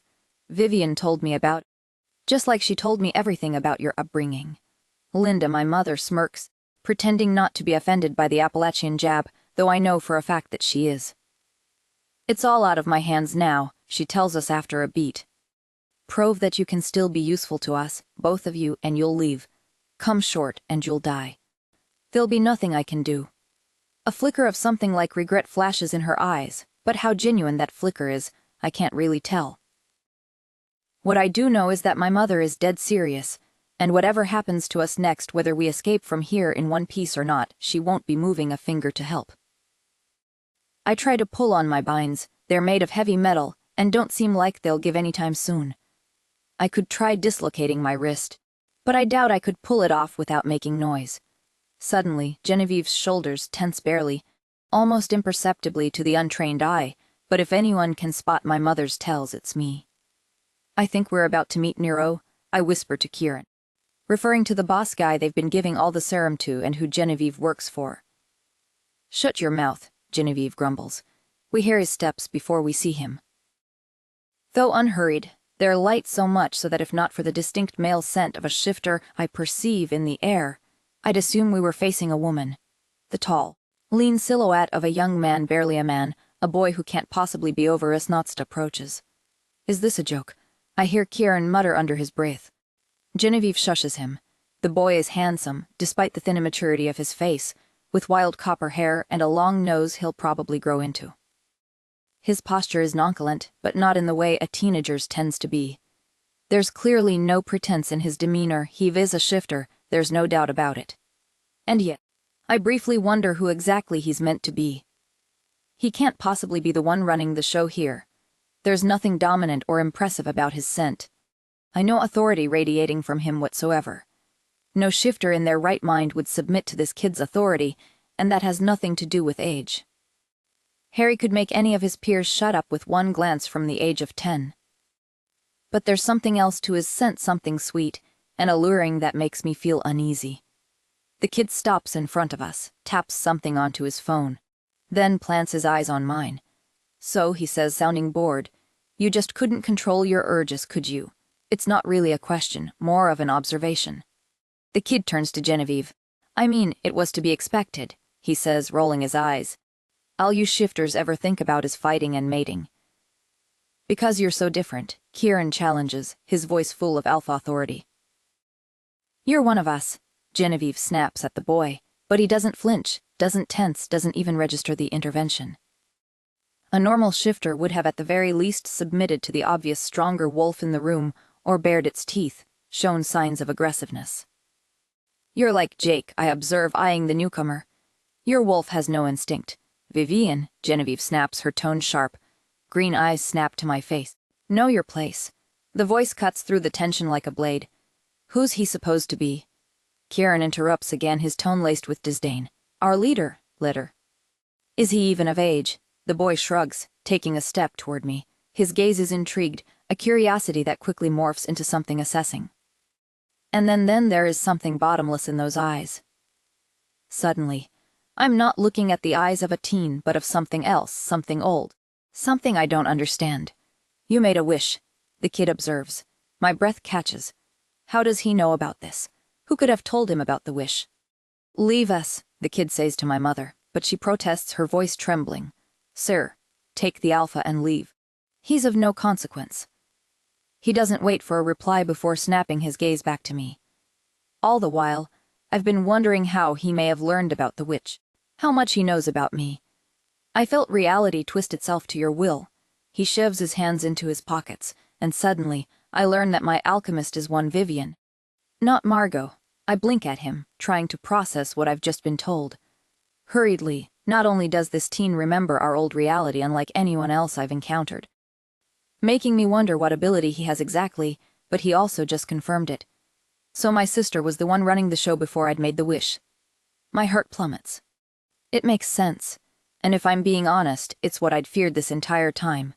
But to hear it confirmed, that's what you choose to focus on, not the fact that I know about reality rearranging itself. The kid rolls his eyes. You mean no one told you? I asked, disturbed by the way light seems to swirl in his green orbs. Surely, this isn't natural. How could anyone tell me when you're the only one who can remember it? What are you? I ask.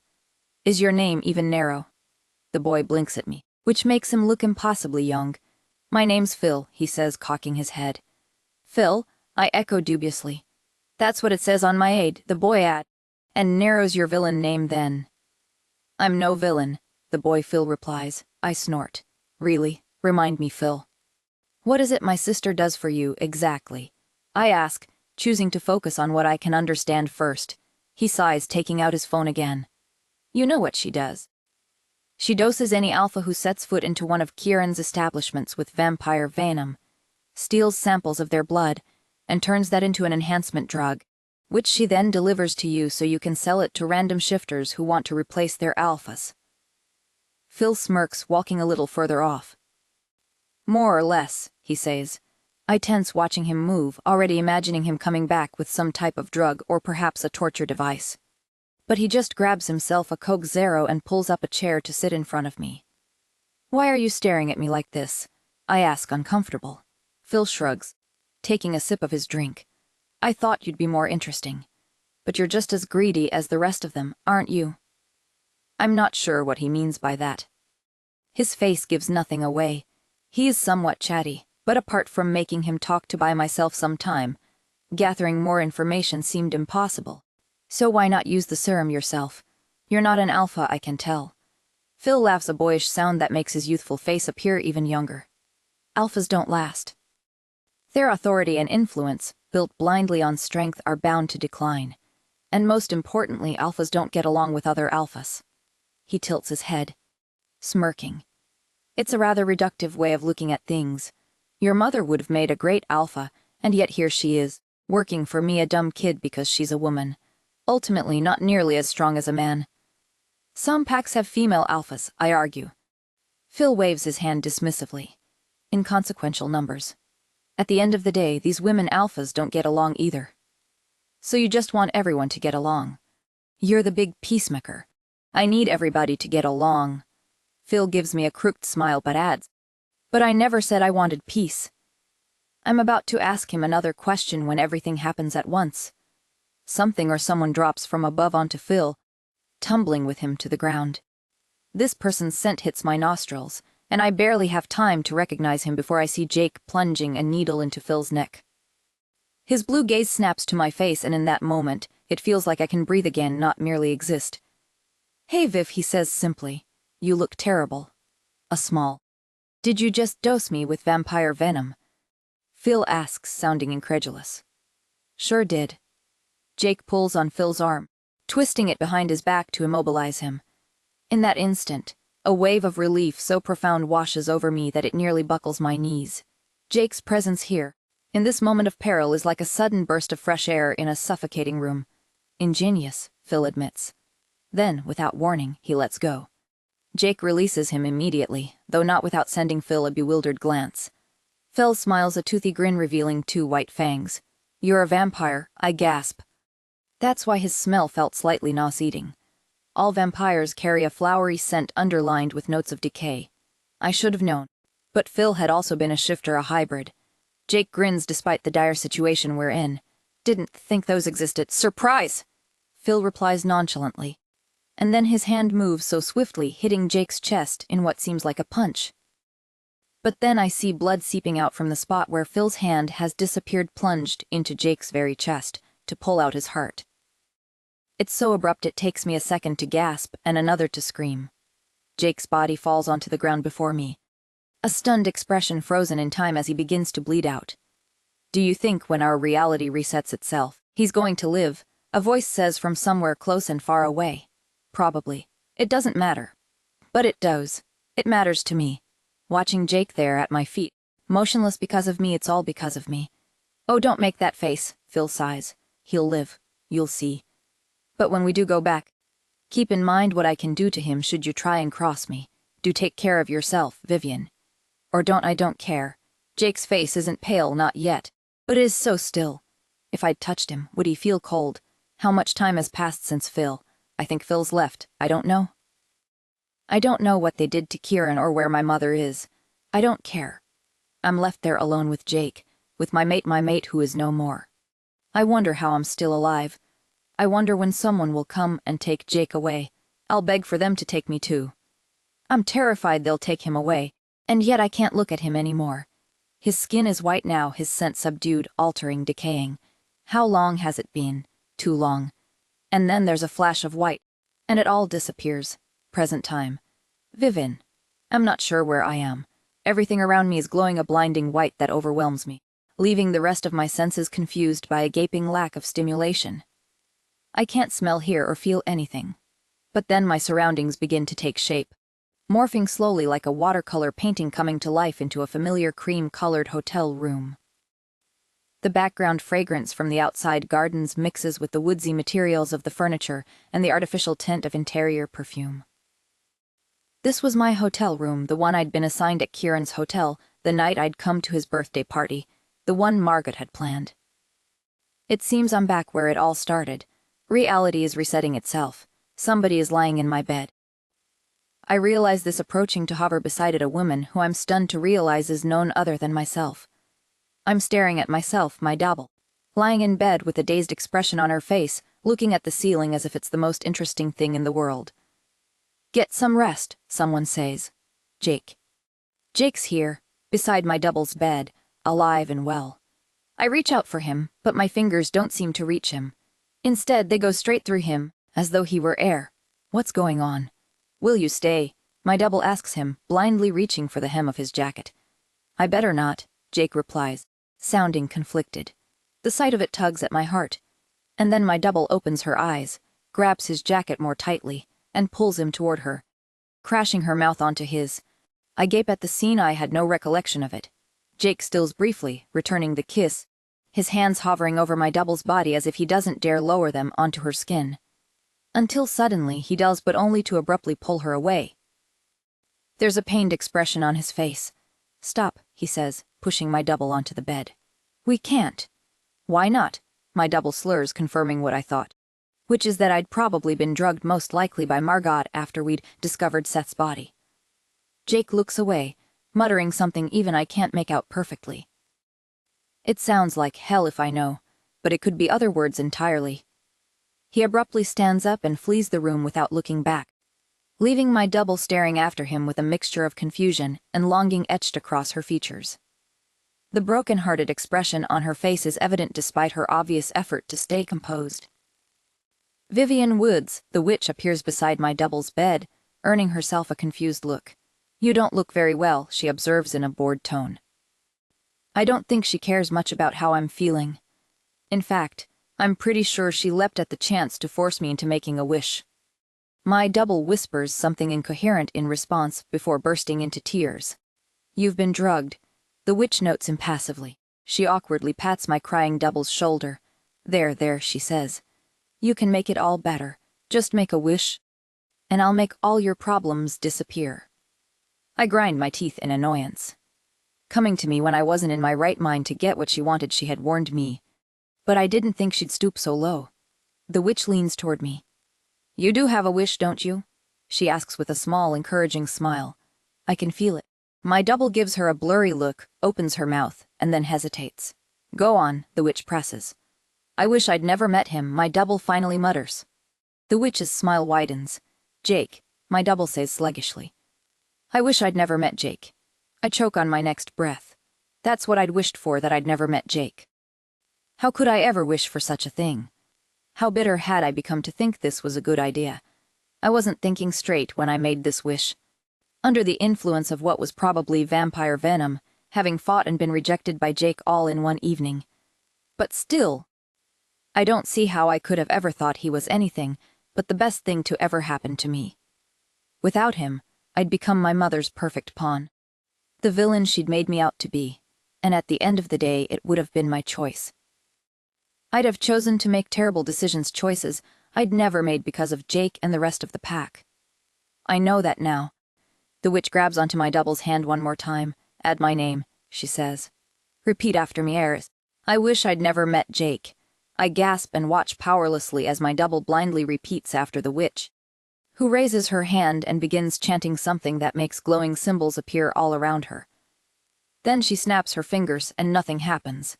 Frowning, she snaps them again and again, looking confused. I snort, and to my surprise the witch startles, her gaze snapping to me and widening in shock. Not my double. Me, it's unusual. You can see me. I ask, my heartbeat quickening nervously. Obviously, she replies, beginning to walk around me, carefully observing me from every angle. Her scrutiny makes me uneasy. "I already granted your wish," the witch concludes. But it cancelled itself. The witch isn't the most expressive person I've ever encountered and rarely shows any emotion, but at the moment, she looks royally pissed off. "What happened," she snaps accusingly. "Why didn't it stick? What did you do?" "Nothing," I explain. "But your alternate self, whom I've met, seemed to think that because your magic around me was stopping, faded bonds reforming and then reuniting a faded pair would essentially unravel your spell, allowing reality to reset itself. It must have happened when my friends Harry and Emma reconciled in the other reality." The witch gives me a blank look. "Come on," I press, "clearly, you can't make that stuff up." Her expression turns murderous. I gulp. "You mean to tell me that I finally managed to grant your wish, and just when I do, it cancels itself out? Time rearranges itself so that you essentially never made one. If looks could kill, I'd already be dead. Well, I begin. Somewhat nervous, I didn't say, "Shut up." The witch snaps before starting to pace with her eyes closed. Whatever reality was born because of your wishes fading away. The white magic has cancelled mine, forcing everything to revert to how it was. So Jake will be fine, I ask. I had just seen him alive. But I need her to confirm it anyway.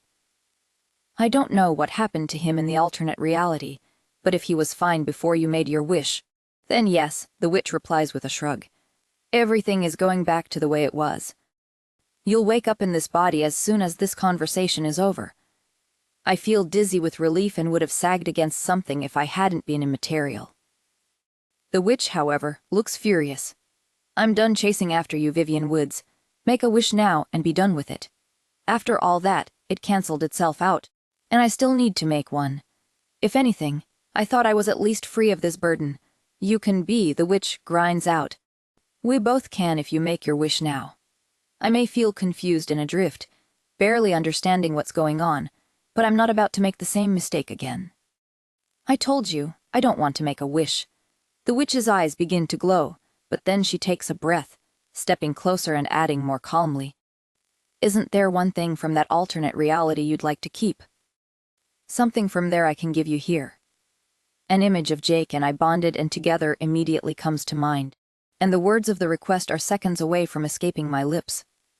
It's what I'd always wanted, the reason why I betrayed Harry and Emma, all so that Jake and I could be together. And we could be if I wished for it. Except it wouldn't be real, would it? My Jake, the one from this world, doesn't want us to be together.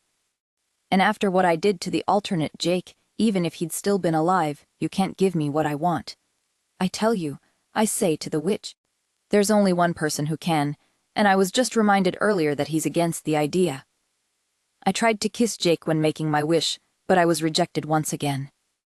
I lost my chance a long time ago, and even while given another, I ruined it too. Meanwhile, the witch gives me a considering look, and then her eyes squint, her smile turning cunning. You don't even want to keep the baby, she asks innocently. Choke on my last breath. The witch's smile widens. I've traveled into a different world, discovered my mother, and I ran a drug ring, and met a vampire shifter hybrid. Yet none of this craziness even compares to the shock I'm feeling now. The alternate world you've gone to is disappearing. And soon you will wake up in this body, the same body you had before making your wish. Your memories will remain, but physically it will be like nothing ever happened. Like you've never become pregnant in the first place. I'm not pregnant.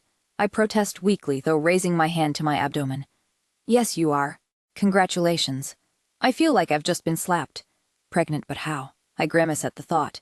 Obviously I know of how, but it just sounds impossible. This baby is Jake's. Tears flood my eyes as realization hits. Our child, mine. I can't be a mother, I protest shakily. Then don't. The witch shrugs. Your body will readjust to what it was before the wish. In other words, the child will have never existed. My heart clenches in anguish. The very idea suddenly unbearable. Unless, the witch says, pausing as blood pounds in my ears. Unless you wish for it to be otherwise, of course. Wish for you to keep this baby and it will be done. I'd be the worst mother in the world, but this baby is Jake's. And more importantly, it is mine. The choice is yours, though, the witch concludes, smiling confidently. So what will it be? Awake with my breath catching sharply as the witch's words still echo in my mind, clinging to the edges of my consciousness. For a moment, I lie still, letting the enormity of this truth settle around me. The baby Jake's baby. The thought sends a rush of mixed emotions through me, and my hand drifts to my abdomen. A protective instinct already flaring within me. I must barely be a month along, otherwise, my scent would have revealed this little life's presence within me. The witch has sworn there was no price to pay for this wish, unlike the one before, which had been cancelled. I don't think she was lying. And even if she was, I can't bring myself to regret my decision. This baby is mine, and I am going to protect it with everything I have. Hopefully Jake will too. How will he react when I tell him? He deserves to know that he's the father, even though the memories of his alternate self might not align with this reality. The thought of explaining it to him, of seeing his reaction sends a flutter of nervousness through me. That is, until a sharp pang of fear cuts through the haze of my thoughts, and suddenly all I can think about is Jake lying motionless in front of me, white as death. He'd died. He'd been dead. The vividness of that memory propels me out of bed. I need to see him to confirm he's alive and here, safe in our world. For the first time in years, I rush out of my hotel room without checking my reflection first, feet barely touching the carpet as I speed down the hallway. His scent reaches me, then a familiar, comforting blend of earth and musk. It grounds me, pulling me toward him with an urgency I cannot suppress. Pine that's uniquely Jake. Something I noticed earlier in my room makes my heart pound as I dart through the hotel, weaving past startled guests who shoot me curious and concerned looks. I don't care how I must look to them, disheveled, frantic. A woman driven by a primal need to find the man she loves. All that matters is confirming Jake is here. That he is real and alive, not a ghost from a reality where I lost him.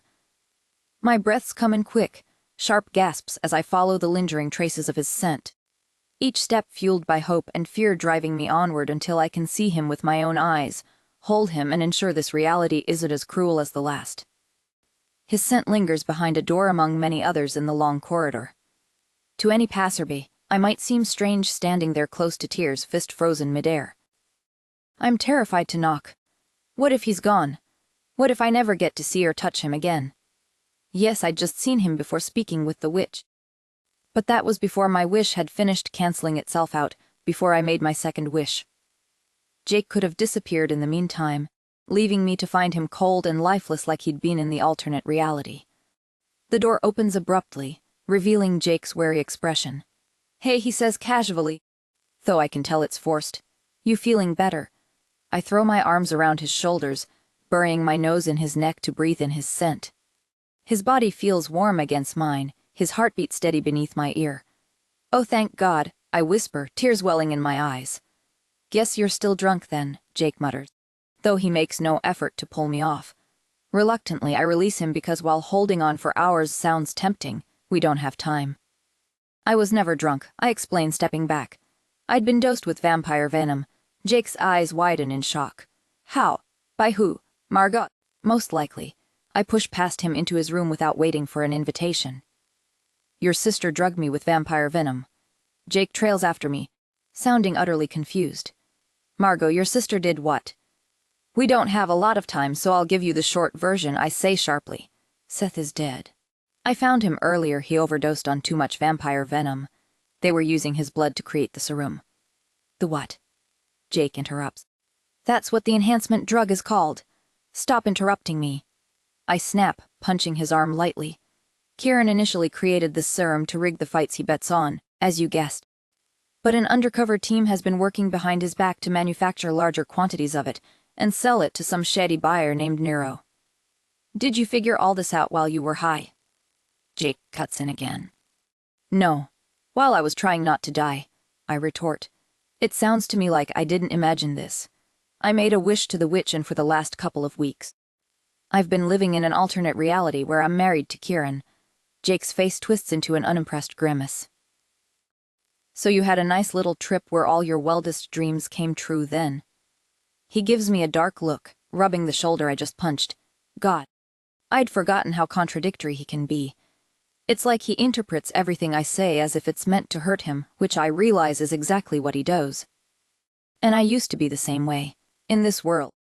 Jake and I are so accustomed to bickering and throwing jabs at each other that it's as if we've forgotten how to communicate any other way. But we can communicate, I know we can. I've done it with his alternate self. I take his hand and meet his gaze, stunning him into silence. "Please trust me. This is serious and I need your help." I give his hand a light squeeze. Jake searches my expression, hurt and mistrust flickering across his features, but I keep calm, my expression open. Eventually his shoulders relax and his face softens. "Okay," he says, squeezing my hand back. "Sorry. Go on." The witch had been pressuring me to make my wish the one she owed me for saving her these past few months. She came to see me after I'd been drugged, and I made my wish then. Jake grimaces but lets me continue. I ended up married to Kieran, essentially taking over Margot's life while keeping all my memories of this reality. So, naturally, I was confused. Luckily you were there, investigating Kieran, just like you have been here. We teamed up and figured things out together. I discovered that it was Kieran's wife Margot who hijacked his pack and team into making more serum for Nero. Jake's gaze turns icy. Let me guess, he says. It was all your mother's idea, and she was pushing you to do it the entire time. Well, yes, I admit, confused by how he could possibly know that. But how did you? Jake rolls his eyes. Because of course she did. Your mother's evil. He mutters the words with barely contained anger. So what you're saying is that in this world, Margot, Kieran's wife, instead of you, must be working with your mother to make the serum. Yes, I exclaim, relieved to see him following along. But that's not all. Nero the buyer was the only person I encountered during my time in the alternate reality who could remember our original world. For some reason, he knew reality had been changed, so there's a solid chance he'll remember me finding him and uncovering everything now that we're back here. Jake nods. Basically, we need to act fast, he concludes. What do you have in mind? 10 minutes later, Vivien wasn't easy to convince, but after reiterating the facts, even Jake had to admit evacuating Harry and Emma from the hotel was a priority. Before Cole or Margot decided to abduct Harry to replace Seth, they needed to move. It wasn't a stretch to assume this would happen. Unlike in the alternate reality, Margot held very little affection for Harry. If she felt anything at all, it would likely be overshadowed by her ambition. Cassandra could never compare what she felt for Kieran to anything else, so when Cole and her mother would inadvertently push her into finding a replacement alpha for Seth, she was certain Margot would decide to go after Harry. They couldn't risk that, not after how much of a struggle it had been for both Jake and her to stop Cole when he'd taken serum based on Harry's blood. Jake was currently helping Harry and Emma leave town, hoping it wouldn't be too hard. Harry would never risk letting his mate stay in such a dangerous place now that they knew the truth. After ensuring they were safely driving off, Jake would join Cassandra to look for Margot. In the meantime, Cassandra set off alone to find her. She planned to convince Margot to switch sides and help them take down the network before it was too late. It was risky. Who knew how Margot would react or what she might do? Convincing Jake to let her go alone hadn't been easy, but Cassandra loathed lying to him any more than she already had. She'd sworn to tell him everything, though she'd temporarily avoided revealing that she was pregnant with his child. If he'd known, he wouldn't have let her go. And of course he'd ask who the father was. She couldn't lie about that. Clutching her stomach, Cassandra reminded herself this wasn't just her life at stake anymore. But if anyone could find the words to turn Margot, it was her. She had a good idea of what was going on in Margot's head, deciding to start with the penthouse suite, where she assumed Margot and Kieran must be staying in this world too. Anxiety churned within her as she made her way up. Was this a mistake? Should she really be risking her life now that she carried a child? Still, she had no choice. Their entire community was in danger, and she owed it to Margot, her little sister, to try and help before it was too late. Luck was on her side, peeking from behind the stairwell door into the corridor. She saw Margot leading Kieran back inside their room, closing the door behind them. A tall shifter stood guard outside, and there was no way Cassandra could order him to let her through, not in this world. Taking him out would have to do. Approaching as though still high and confused, she knocked him out swiftly when he came close, lowering him carefully to avoid noise. Somewhere nearby, a security camera likely caught what she'd done, and she knew someone would come bursting after her soon. There was no time to waste. Kicking open the door to Margot's room, she found her sister helping Kieran lie down on their bed. Kieran looked seconds away from passing out. "Viv, Margot," Cassandra exclaimed, watching as Margot's face blanched. Her sister let go of Kieran, who slumped onto the bed with a grunt. "Oh my God," Cassandra said, catching Kieran's dull, barely confused glance before his eyes shut completely. "You drugged him, didn't you?" A pained expression crosses Margot's features as she steps in front of Kieran, blocking him from view. "No, I don't have a lot of time, so I need to figure out where Margot stands quickly," I mutter under my breath. "After what happened with Seth, I can't take any chances. Is he even breathing?" I ask sharply, watching for my sister's reaction. Margot's eyes widen in panic, and she instantly turns to kneel by Kieran's side, checking his pulse while her fingers run through his hair. Her shoulders sag with relief when she confirms he's alive. You love him, don't you? I ask quietly. Shut up, Margot snaps, still facing away. Why did you do this to him? Did Genevieve threaten him? Suggest you replace Seth with him this time. Margot spins around, shock and anguish etched across her face. How did you? She starts, but trails off, the haunted look in her eyes saying enough. Look, Margot, I know what you must be feeling. You don't know anything. Margot cuts me off harshly. You don't know what it's been like. You were never there because you wouldn't let me, I protest. I'd told myself I'd stay calm, focus on the subject at hand, namely Margot's role in all this, but the moment our family comes into the conversation, I'm back to being that frustrated child again. You pushed me away, I accuse. Whenever I came home, you left. You asked to leave. Obviously, Margot shoots back, just as stunned by the accusation as I am. Her words hit me like a punch. I never asked to leave, I say more softly. Mom made me go. You must know that. Margot looks like she wants to respond but keeps her mouth shut instead. I didn't want to leave Margot. I cried the entire time. And I tried to come back more often, but Genevieve wouldn't let me. The rare times I did manage to visit, you'd lock yourself in your room and ignore me. I pause, guilt settling heavily in my chest. All of this is true, but I was the eldest. I should have known better. I should have seen past Margot's rejection to the hurt beneath it, that the pain Mom had surely stoked with lies and manipulations. I'm sorry, I whisper. You're right. I didn't try hard enough. I should have. Tears begin streaming down Margot's face. You have no idea what it's been like, she whispers. The second I got involved with Kieran, Mom was on my back, insisting I learn dark alchemy from one of his men, a guy who produced the serum for him in small doses. She made me seduce him for information, then get rid of him in secret. Cole helped me cover it up. I've been producing the serum ever since. It's been harder and harder to keep it hidden from Kieran, but every time I protest, Mom threatens. Her voice falters, her gaze shifting to Kieran's unconscious form as she chokes back a sob. Why didn't you just tell him the truth? He would have helped you. Margot snorts bitterly. As if you know how to say no to Mom. You know how impossible that is. I sigh. She's right. Of course she's right. We've both been playing along our entire lives, hoping that if we gave her what she wanted, maybe, just maybe, she'd finally leave us alone. At first, I thought it would be easier to get her off my back if I played along. She made me feel in control, like I could back out at any time. I don't know, maybe I felt close to her, proud even, that we were doing this thing together. I convinced myself it was just for extra money, in case Kieran ever decided to leave me like Dad had. I grimace at the thought. Margot and I are plagued with the same fear, which makes sense given our upbringing, but it hurts to see my demons mirrored on my sister's face. Then I realized the serum thing was bigger than us, that we were distributing it to some guy whose agenda clearly meant trouble. You mean Nero? I interrupt. Margot gives me a wary look. How do you know about Nero? How do you know about any of this? I bite my lip. Maybe I should have kept my mouth shut. I can't lie to Margot. She knows me too well. We have the same tricks, her and I. Does it matter? I deflect. Yes, actually. Margot looks downright suspicious now. What do you want, anyway?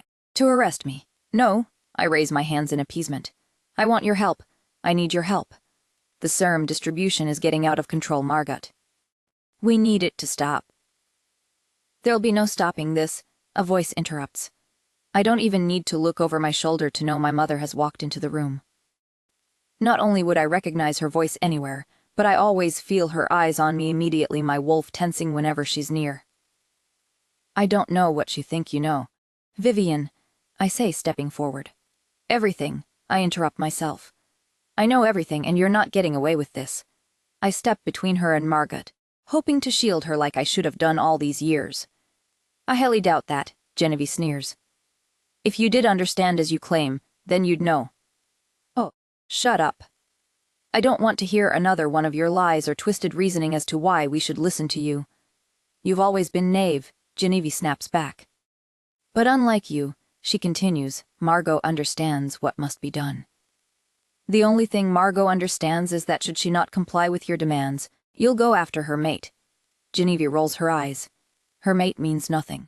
He could be gone one day to the next. Fury burns bright within me upon hearing those words. You're wrong, I snap. Kieran's a good man. He's caring and loyal. And he'd do anything for the ones he loves. And how would you know that?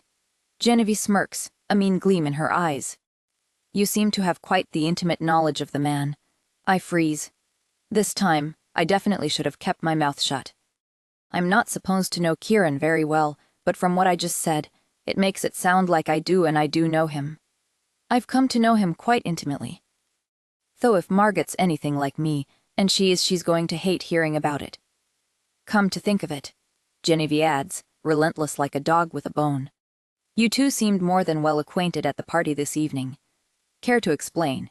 Behind me, I hear Margot's breath hitch, her scent soaring. Damn my mother and her mind games. Kieran and I hadn't spoken in 5 years. Before tonight we were just catching up. I replied because it's true I say. Then why did you say all those things about him? Margot asks. How did you know about the serum and our involvement? Did Kieran tell you? I close my eyes and take a breath. I know because I made a wish that took me to a reality where I was Kieran's wife, leading the serum operation instead of you. Ready to reveal everything Genevieve had done or said to me during that time to convince my sister to break ties with our mother. But I don't have time to say much more. You did what? Margot's voice blanches dangerously. You wish to steal my husband from me. No, watching my mother's face light up in triumph at the sheer amount of drama I'd just unleashed. No, I wished I'd never met Jake. And you were married to my mate. Margot screeches, her scent dripping with fury. I don't have time to retort before she jumps onto my back, tackling me to the ground. I try to get her off me, but am distracted by the thought of protecting my abdomen, my baby. My sister is quick to overpower me. Hold her, I hear Genevieve say. How could you, Margot? His eyes burn with hatred. Can't you let me have one good thing in my life? Does it always have to be all about you? You're the one that stole everything from me, I protest. I didn't steal Jake from you. He only slept with me because he was heartbroken. And I reminded him of you.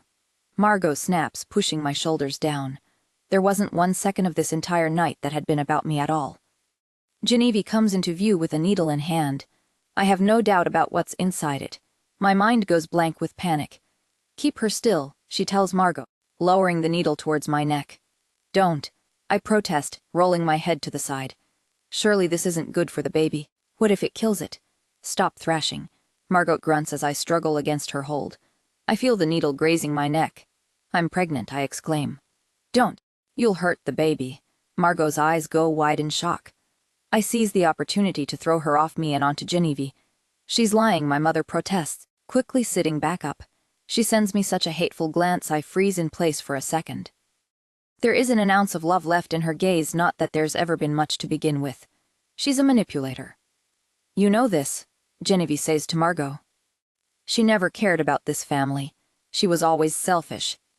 I'm telling her I'm pregnant with her grandchild, no less, and that's all she has to say. She's practically burning with fury, driven wild with it at the mere idea of losing all the power she used our family to gain. I'm done letting her win. I'm stopping her if it's the last thing I do. She tried to kill me in the alternate world. I tell Margot, who's still looking at me with wide, shocked eyes that begin to brim with tears. I told her I wanted out, and she kidnapped me and Kieran, threatened us to continue doing her bidding or die. She never loved us, Margot. She never loved Dad either. Shut up, my mother screams. You shut up all our lives. You pretended. The fact that he left made us feel as though the burden was ours to bear, but even if he'd stayed, you'd still have been a bitter, power-hungry excuse for a mother. You only care about yourself. I turn to my sister. You know it's true. Margot's tears streamed down her pale face, her gaze darting between my mother and me. Hesitant, she asked in a small voice, Are you really pregnant? I met her green, torn gaze. It reminded me of my own, and a tentative smile grazed Margot's lips. Then, with a scream, Genevieve threw herself at me, shifting midair, claws and teeth bared as she toppled me to the ground. Are you insane? Margot screamed. You'll hurt her baby. She doesn't give a damn about the baby. I grunted before shifting myself. If there was one good thing my mother ever taught me, it was how to shift in mere seconds. It was the one thing I'd hold on to from her if I survived this. Everything else could burn along with her. She went for the neck. Wolves always go for the neck. I was a wolf too. I bit and clawed just as angrily as she did. I was done with her. But then I met her gaze. It shone a bright, dangerous red. She took the serum, Margot shouted, though it was useless. I jumped, parrying an attack, then another. My mother was out to kill me. And I wasn't even surprised. My only regret was that I'd never cut her out of my life sooner, that I hadn't protected Margot from her influence as I should have. Maybe if I had, she'd have stood with me now. My mother shoved me down, going for the killing blow. I kept my eyes wide open as she did. I wanted her to read all the hatred I held for her as she ended my life. And then Margot's wolf threw herself into the brawl, teeth sinking into my mother's neck, making her howl. I bit at the other side, and together we ripped her head off. A month later, Vivien and Margot were sitting beside me when the healer gave her diagnosis. They'd both been visiting often over the past month, working hard with our pack to dismantle the serum network. Margot's involvement had been invaluable, especially in getting Cole and many other contributors to talk. This gave me hope that when she eventually came to be tried for that couldn't be avoided. Given the ravages the serum had inflicted on our community, at least the judges might be lenient with her. I would make sure to highlight the coercion she'd endured from my mother. I, too, would be tried, for I'd taken a shifter's life. But with camera footage, Margot's testimony, and all the evidence against Genevieve's crimes, it was almost guaranteed I'd get off easy. I'd acted in self-defense, notably to protect my baby. So, all things considered, things were looking pretty good. There was currently no more serum being distributed. As far as we knew, a victory in itself, and everyone could breathe a little easier. Just as I'd suspected, Phil hadn't been caught and was still at large, with no one having a clue where to start looking for the teen. But at least we knew who to watch out for, and while the kid remained elusive, the sense of relief within the pack was palpable. For now, we could focus on healing. We'd damaged his network and influence significantly. And it was only a matter of time before we found him. I should have been elated by the progress would have been, if not for the fact that my health had been deteriorating steadily over the past month. At first, I hadn't thought much of it. The fatigue, the tension, it all seemed like natural consequences of stress. Between my work, Margot's precarious situation, and the fresh wound of my mother's passing, sleepless nights and a lackluster appetite felt justified. Nausea and exhaustion were common in early pregnancy, or so I'd read. But then it worsened. Restlessness crept in, morphing into anxiety that left me unable to relax. It was as though I existed under an invisible threat, something just out of reach yet undeniably wrong. Recently, leaving my room had become unbearable, even painful. I'd taken to staying in bed with my eyes closed in the dark, trying to fend off migraines that clawed at my skull. For someone who'd never once fallen ill, shifters didn't get sick. After all, this was alarming. Still, I hid it from everyone, assuming they'd chalk it up to pregnancy. Except I wasn't ready to tell anyone about that, not before Jake knew. He deserved to hear it from me first. Unfortunately, I hadn't seen Jake in weeks. His focus remained on dismantling the network, leaving Margot as the sole person privy to my struggles. Which is why I now sat nervously while a healer examined me. Keenly aware that Harry and Emma waited nearby, likely ready to bombard her with questions the moment she stepped out. Their concern only deepened my unease.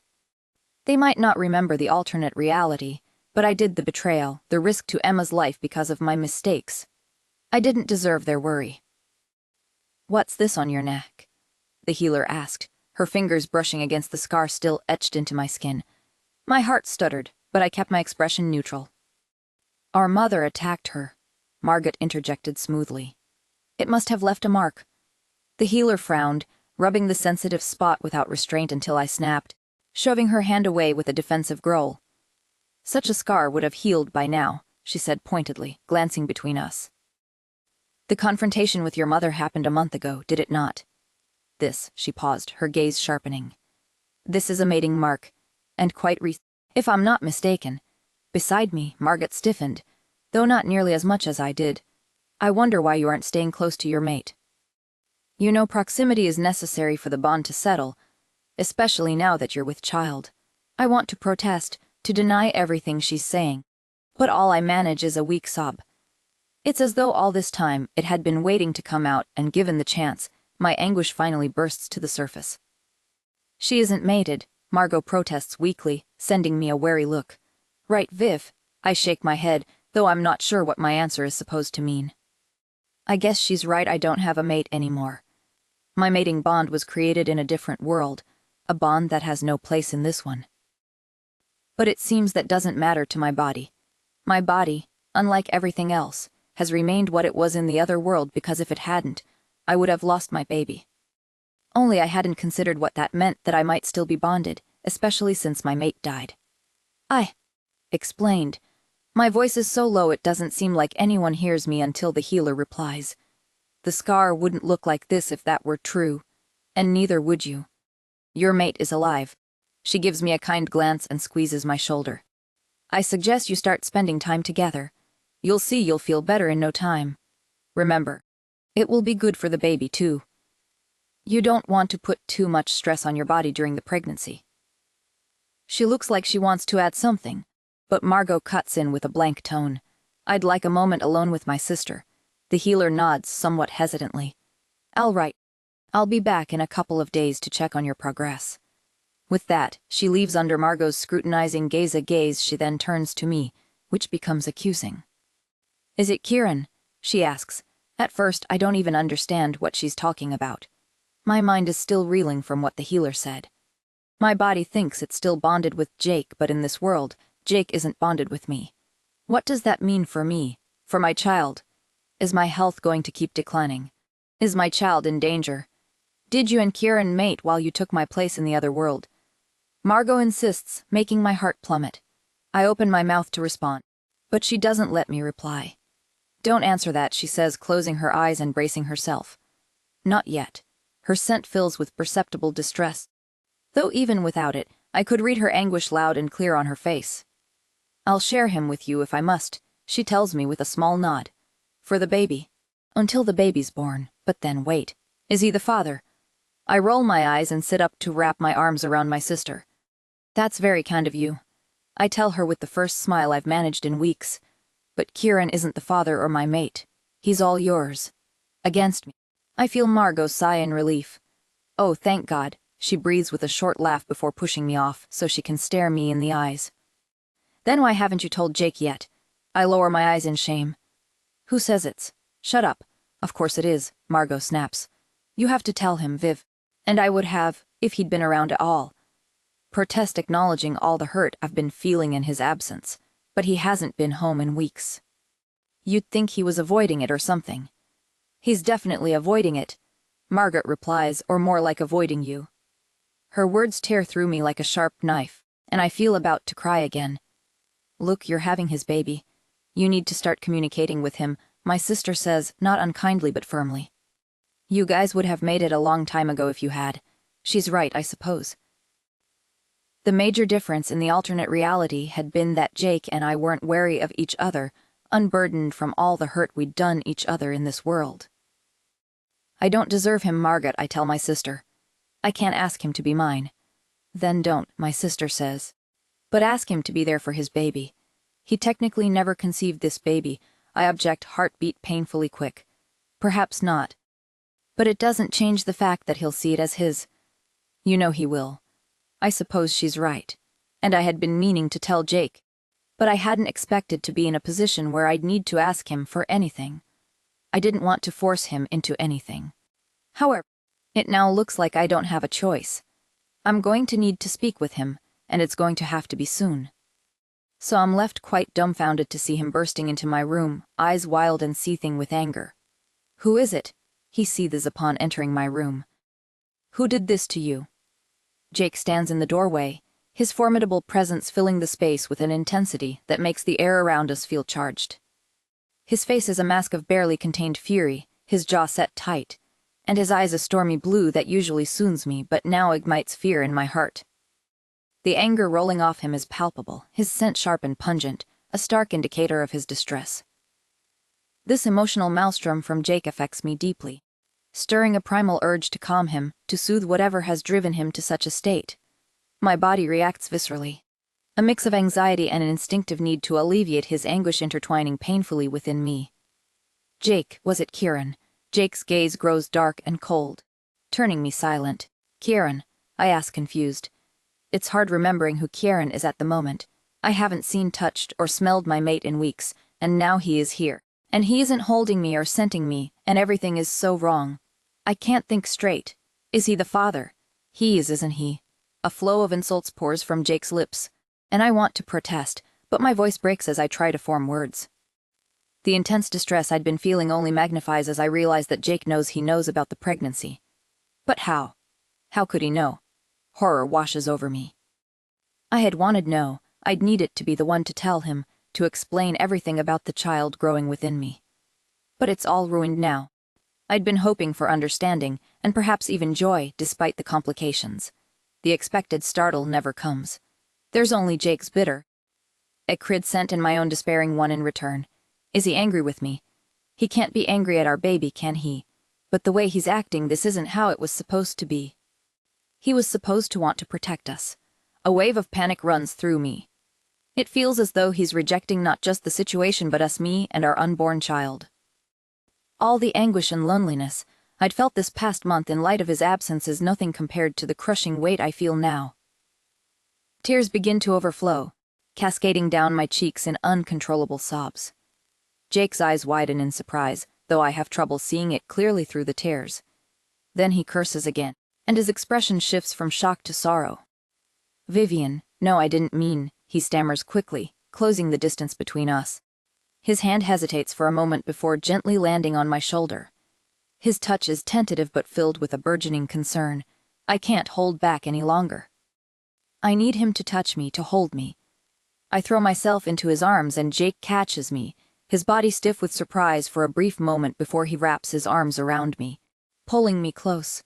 As we hold each other, his scent shifts, the acrid sharpness melting into something softer, more protective, better. I sigh in relief, rubbing my nose against the skin. I hear Jake sharply inhale, and then his scent warms into something pleased and soothing, something so warm it goes straight to my head. My body melts against his. It would feel even better if he'd rub his scent on me, but it's okay. "Jake," he whispers, his voice low and comforting against my ear. "I won't let Kieran get away with it. It's his baby, and if he doesn't step up, I'll—" I abruptly shove Jake away to stare into his determined blue gaze. "What?" I ask, feeling somewhat better as his words finally register in my mind. "What are you talking about?" "Harry told me about the healer's visit," Jake explains, looking troubled, though I can tell he's doing his best to keep his tone soothing. "He's very worried about you." "He shouldn't be," I interrupt, guilt washing over me at the mention of Harry. "We're all worried about you, Red. You haven't been well. How would you know?" I accuse with a pout. "You've been gone the entire time." Jake opens his mouth to retort but thinks better of it when he notices my expression. "I'm sorry," he says instead. He really should have been here, I decide, raising my wrists to his neck. He doesn't smell like me at all, it's unacceptable. I'd grown used to our scents being mixed. I begin to rub my wrists on his skin, barely noticing how it makes Jake freeze in shock. "What are you doing?" he asks, eyes wide. I ignore him, lowering my nose to get a proper whiff of his scent now mingled with mine. I sigh in relief. So good. He smells so good, how I've missed him. "Viv," Jake asks, cupping my face to search my gaze. "What are you doing?" The contact, though not nearly as intimate as I'd wish, makes me moan in relief. I've missed this. I've missed him. Jake's lips part in short ping breaths, which I realize mirror my own. Meeting his gaze, I'm pleased to find his pupils dilated. The undertones of desire in his scent are unmistakable. I've grown used to them over time, but the familiarity does nothing to dull my reaction. I pull Jake toward me, crushing our lips together, relief flooding through me until he pulls away. Then, I cry out in despair. "I don't understand," Jake protests, his voice a mix of shock, arousal, and anguish. "Is this because of Kieran? If you mention Kieran one more time, I'm going to kill you," I tell him, deadly serious. Because I might actually do it. I need him to touch me right now, and that just won't happen if he keeps bringing up my ex. "But he's your mate," Jake says. Hurt swirling in his scent, I roll my eyes and grab his shirt. "You're my mate," I tell him, firmly meeting his gaze, "not Kieran." "You." Jake stares at me for what feels like an eternity, searching my face for any trace of deception. Despite my overwhelming desire, I hold still, letting him take his time. "But I'm not an alpha," he says, eventually, his voice low. Was that different in the other world? My heart sinks. Of course he'd think I'd been with Kieran. Not only had I told him we were married in the alternate reality, but Kieran was an alpha and I'd always told Jake no. No, I say, cupping his face in my hands. You weren't an alpha there either. You were just you. And that was more than enough. Jake blinks, his scent blooming with hope and love so potent it brings tears to my eyes. It never smelled this way before, not even in the alternate reality. This Jake is mine, and being loved by him feels entirely new, humbling.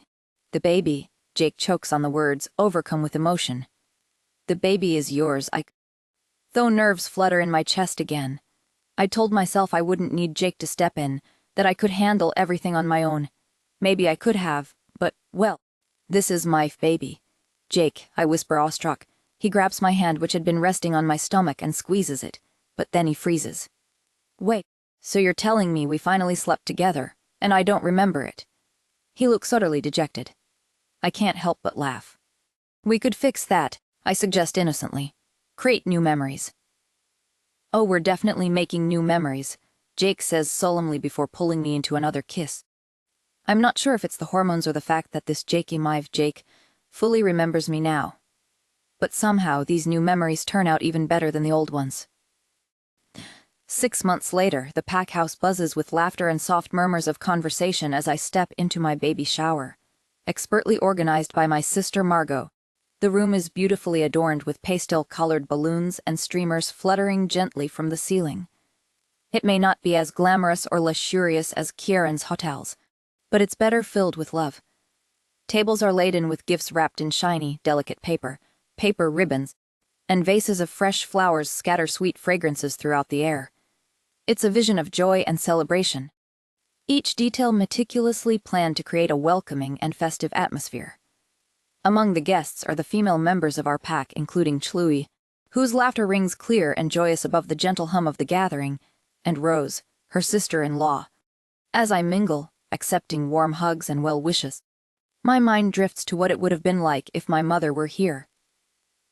The thought sends an involuntary shudder through me, and I quickly banish it, replacing it with relief that today, the atmosphere is free of any shadows she might have cast. My gaze finds Emma moving efficiently around the room, tending to our guests. Her involvement in setting up this event, despite the complicated dynamics of our past interactions, tightens my heart with guilt. These days, I can barely look her in the eye, let alone Harry. It had been difficult telling Jake about my betrayal shortly after being reunited with him. He'd kept asking me to claim him back, to give his body the mating mark it lost when my wish was cancelled. I couldn't do so without him knowing the truth, without him knowing what I was really like. It hadn't gone well. The disappointment in his eyes cut deep. He left for a few days to think, and I feared I'd lost him for good. By then, I had no doubt he'd be here for our baby no matter what, but would he forgive me? Would he want to be with me? He returned 3 days later and asked again for me to claim him. I know who you are, Red, he'd said, and I'll love you, faults and all. I hate what you did, but I love you. He grabbed my hand, his voice raw. God knows I've tried, but I can't live without you. We discussed what came next. Driven by guilt, I was adamant about confessing the truth to both Harry and Emma, seeking their forgiveness. But Jake made me swear not to. If you love me, you'll keep it a secret, he'd pleaded. I know it would probably help you feel better to tell the truth, and it's probably the best thing to do. But I'm a selfish bastard, Viv. I won't lose Harry. If you tell him what you did to his mate, he'll never forgive you. I tried to protest, but Jake placed a hand over my mouth. Viv, he insisted, trust me. You'll be banned from this pack, and I'd have to go with you because I won't be apart from you. But please, I don't want to be apart from my brother either. Don't make me choose between you two. Don't do this to me. I promised to never reveal a thing, and I wouldn't for Jake's sake, but it cost me. Every one of Harry's caring smiles or concerned questions felt like a stab to the heart. And Emma. Emma doesn't seem bothered, running my baby's shower despite me never showing her much kindness in this world. Her face is composed and friendly as she answers questions or guides others, seemingly unburdened by the weight I carry. Caterers arrive, and Emma hands me a small package herself when it's time to open my gifts. This isn't much, she says awkwardly as I take in the children's book she'd probably wrapped herself. No, it's great, I protest, touched that she made the effort at all. Emma hesitates before explaining. It was my favorite as a kid. My grandma would read it to me. She was nice to me, raised me for the most part when my mom wouldn't. She died when I was 8. The realization hits me, it's not only thoughtful but deeply personal. I feel tears welling up. Do you hate it? Emma asks uncertainly, noticing my crumbling expression. Not at all, I assure her, grabbing her hand. Thank you. I clear my throat before adding, I didn't know about your mother. That sounds hard, I'm sorry. Emma snorts. Yeah, well, at least mine didn't try to kill me. You win. She winks and skips off, leaving me laughing despite the lingering sadness. I should have tried harder to get to know her back when she and Harry became mates. Not only would I have seen their bond for what it truly was, but I might have also gained a friend. Vivien approaches next, Chloe by her side with a kind smile. It's good to see them both. Ever since Chloe got together with her vampire boyfriend, she'd moved away from the pack house to live with him and his younger sister, Rose, a human who'd always embraced our community despite being raised among vampires. It's good to see you, I tell Vivien, returning her hug. Did you bring your sister-in-law along? Of course. Chloe laughs. Rose loves coming here. I glance around the room. Where is she? I haven't had the chance to say hi yet. Chloe points toward the terrace beyond the reception hall. I think she went out there for some sunlight. I don't go immediately, busy catching up with guests, but eventually, I step outside myself, scanning the area for Rose. Spotting her farther off, I notice she's talking to a waiter who seems close to her age, in his early 20s at most. At first, I assume they're simply flirting and consider leaving them be, but something about the boy's profile feels vaguely familiar. Then he turns his gaze on me and I gasp, recognizing Phil's boyish smile. Every instinct screams at me to rush over and pull Rose away, but he's standing mere inches from her, and I worry any sudden movement might provoke him into harming her. To my surprise, though, he waves her off and walks calmly toward me instead. Vivien Woods, he says with a smirk. Long time no see. He doesn't look the least bit guarded or worried that I might expose him, not surprising, perhaps, given how seeing him brings forth vivid images of Jake lying dead at my feet. Boy or girl? He asks abruptly, pointing to my stomach. Oh God. What do I do? How do I alert anyone nearby without risking Rose or myself? The danger loomed unknown to us, kept as a surprise. How amusing, Phil smiled, clearly enjoying the anticipation. But he was to stay away from my baby. I snarled and Phil laughed, raising his hands in mock surrender. I would never harm your baby, he said innocently, pausing for effect. Unless you cross me. I suppressed a growl. His efforts with his pack to track me down were not welcome. You need to back off, I demanded. All of you. Don't worry, Phil added, an amused sparkle in his eyes. I'm not after any member of your pack. A wave of relief washed over me as Phil ambled away, hands casually stuffed into his pockets. You're leaving already. Rose's voice caught me off guard. I hadn't noticed her approach. Though human, she moved with the silence of a vampire. Her brother must have taught her a thing or two about survival. I have places to be, Phil replied, winking. But I'll see you soon, Vil. Give your mother my regards. With that, he disappeared into the crowd undetected. Stay away from him, Rose, I warned. Why? She asked, curious. He's bad news, I answered, hugging my stomach protectively. Really bad news. I didn't realize just how true those words were. Phil, or whatever his real name was, had claimed no interest in our pack, but he had lied. 2 months later, shortly after my baby's birth, he would return. And when he did, it wouldn't be for any of us, it would be for something far more specific.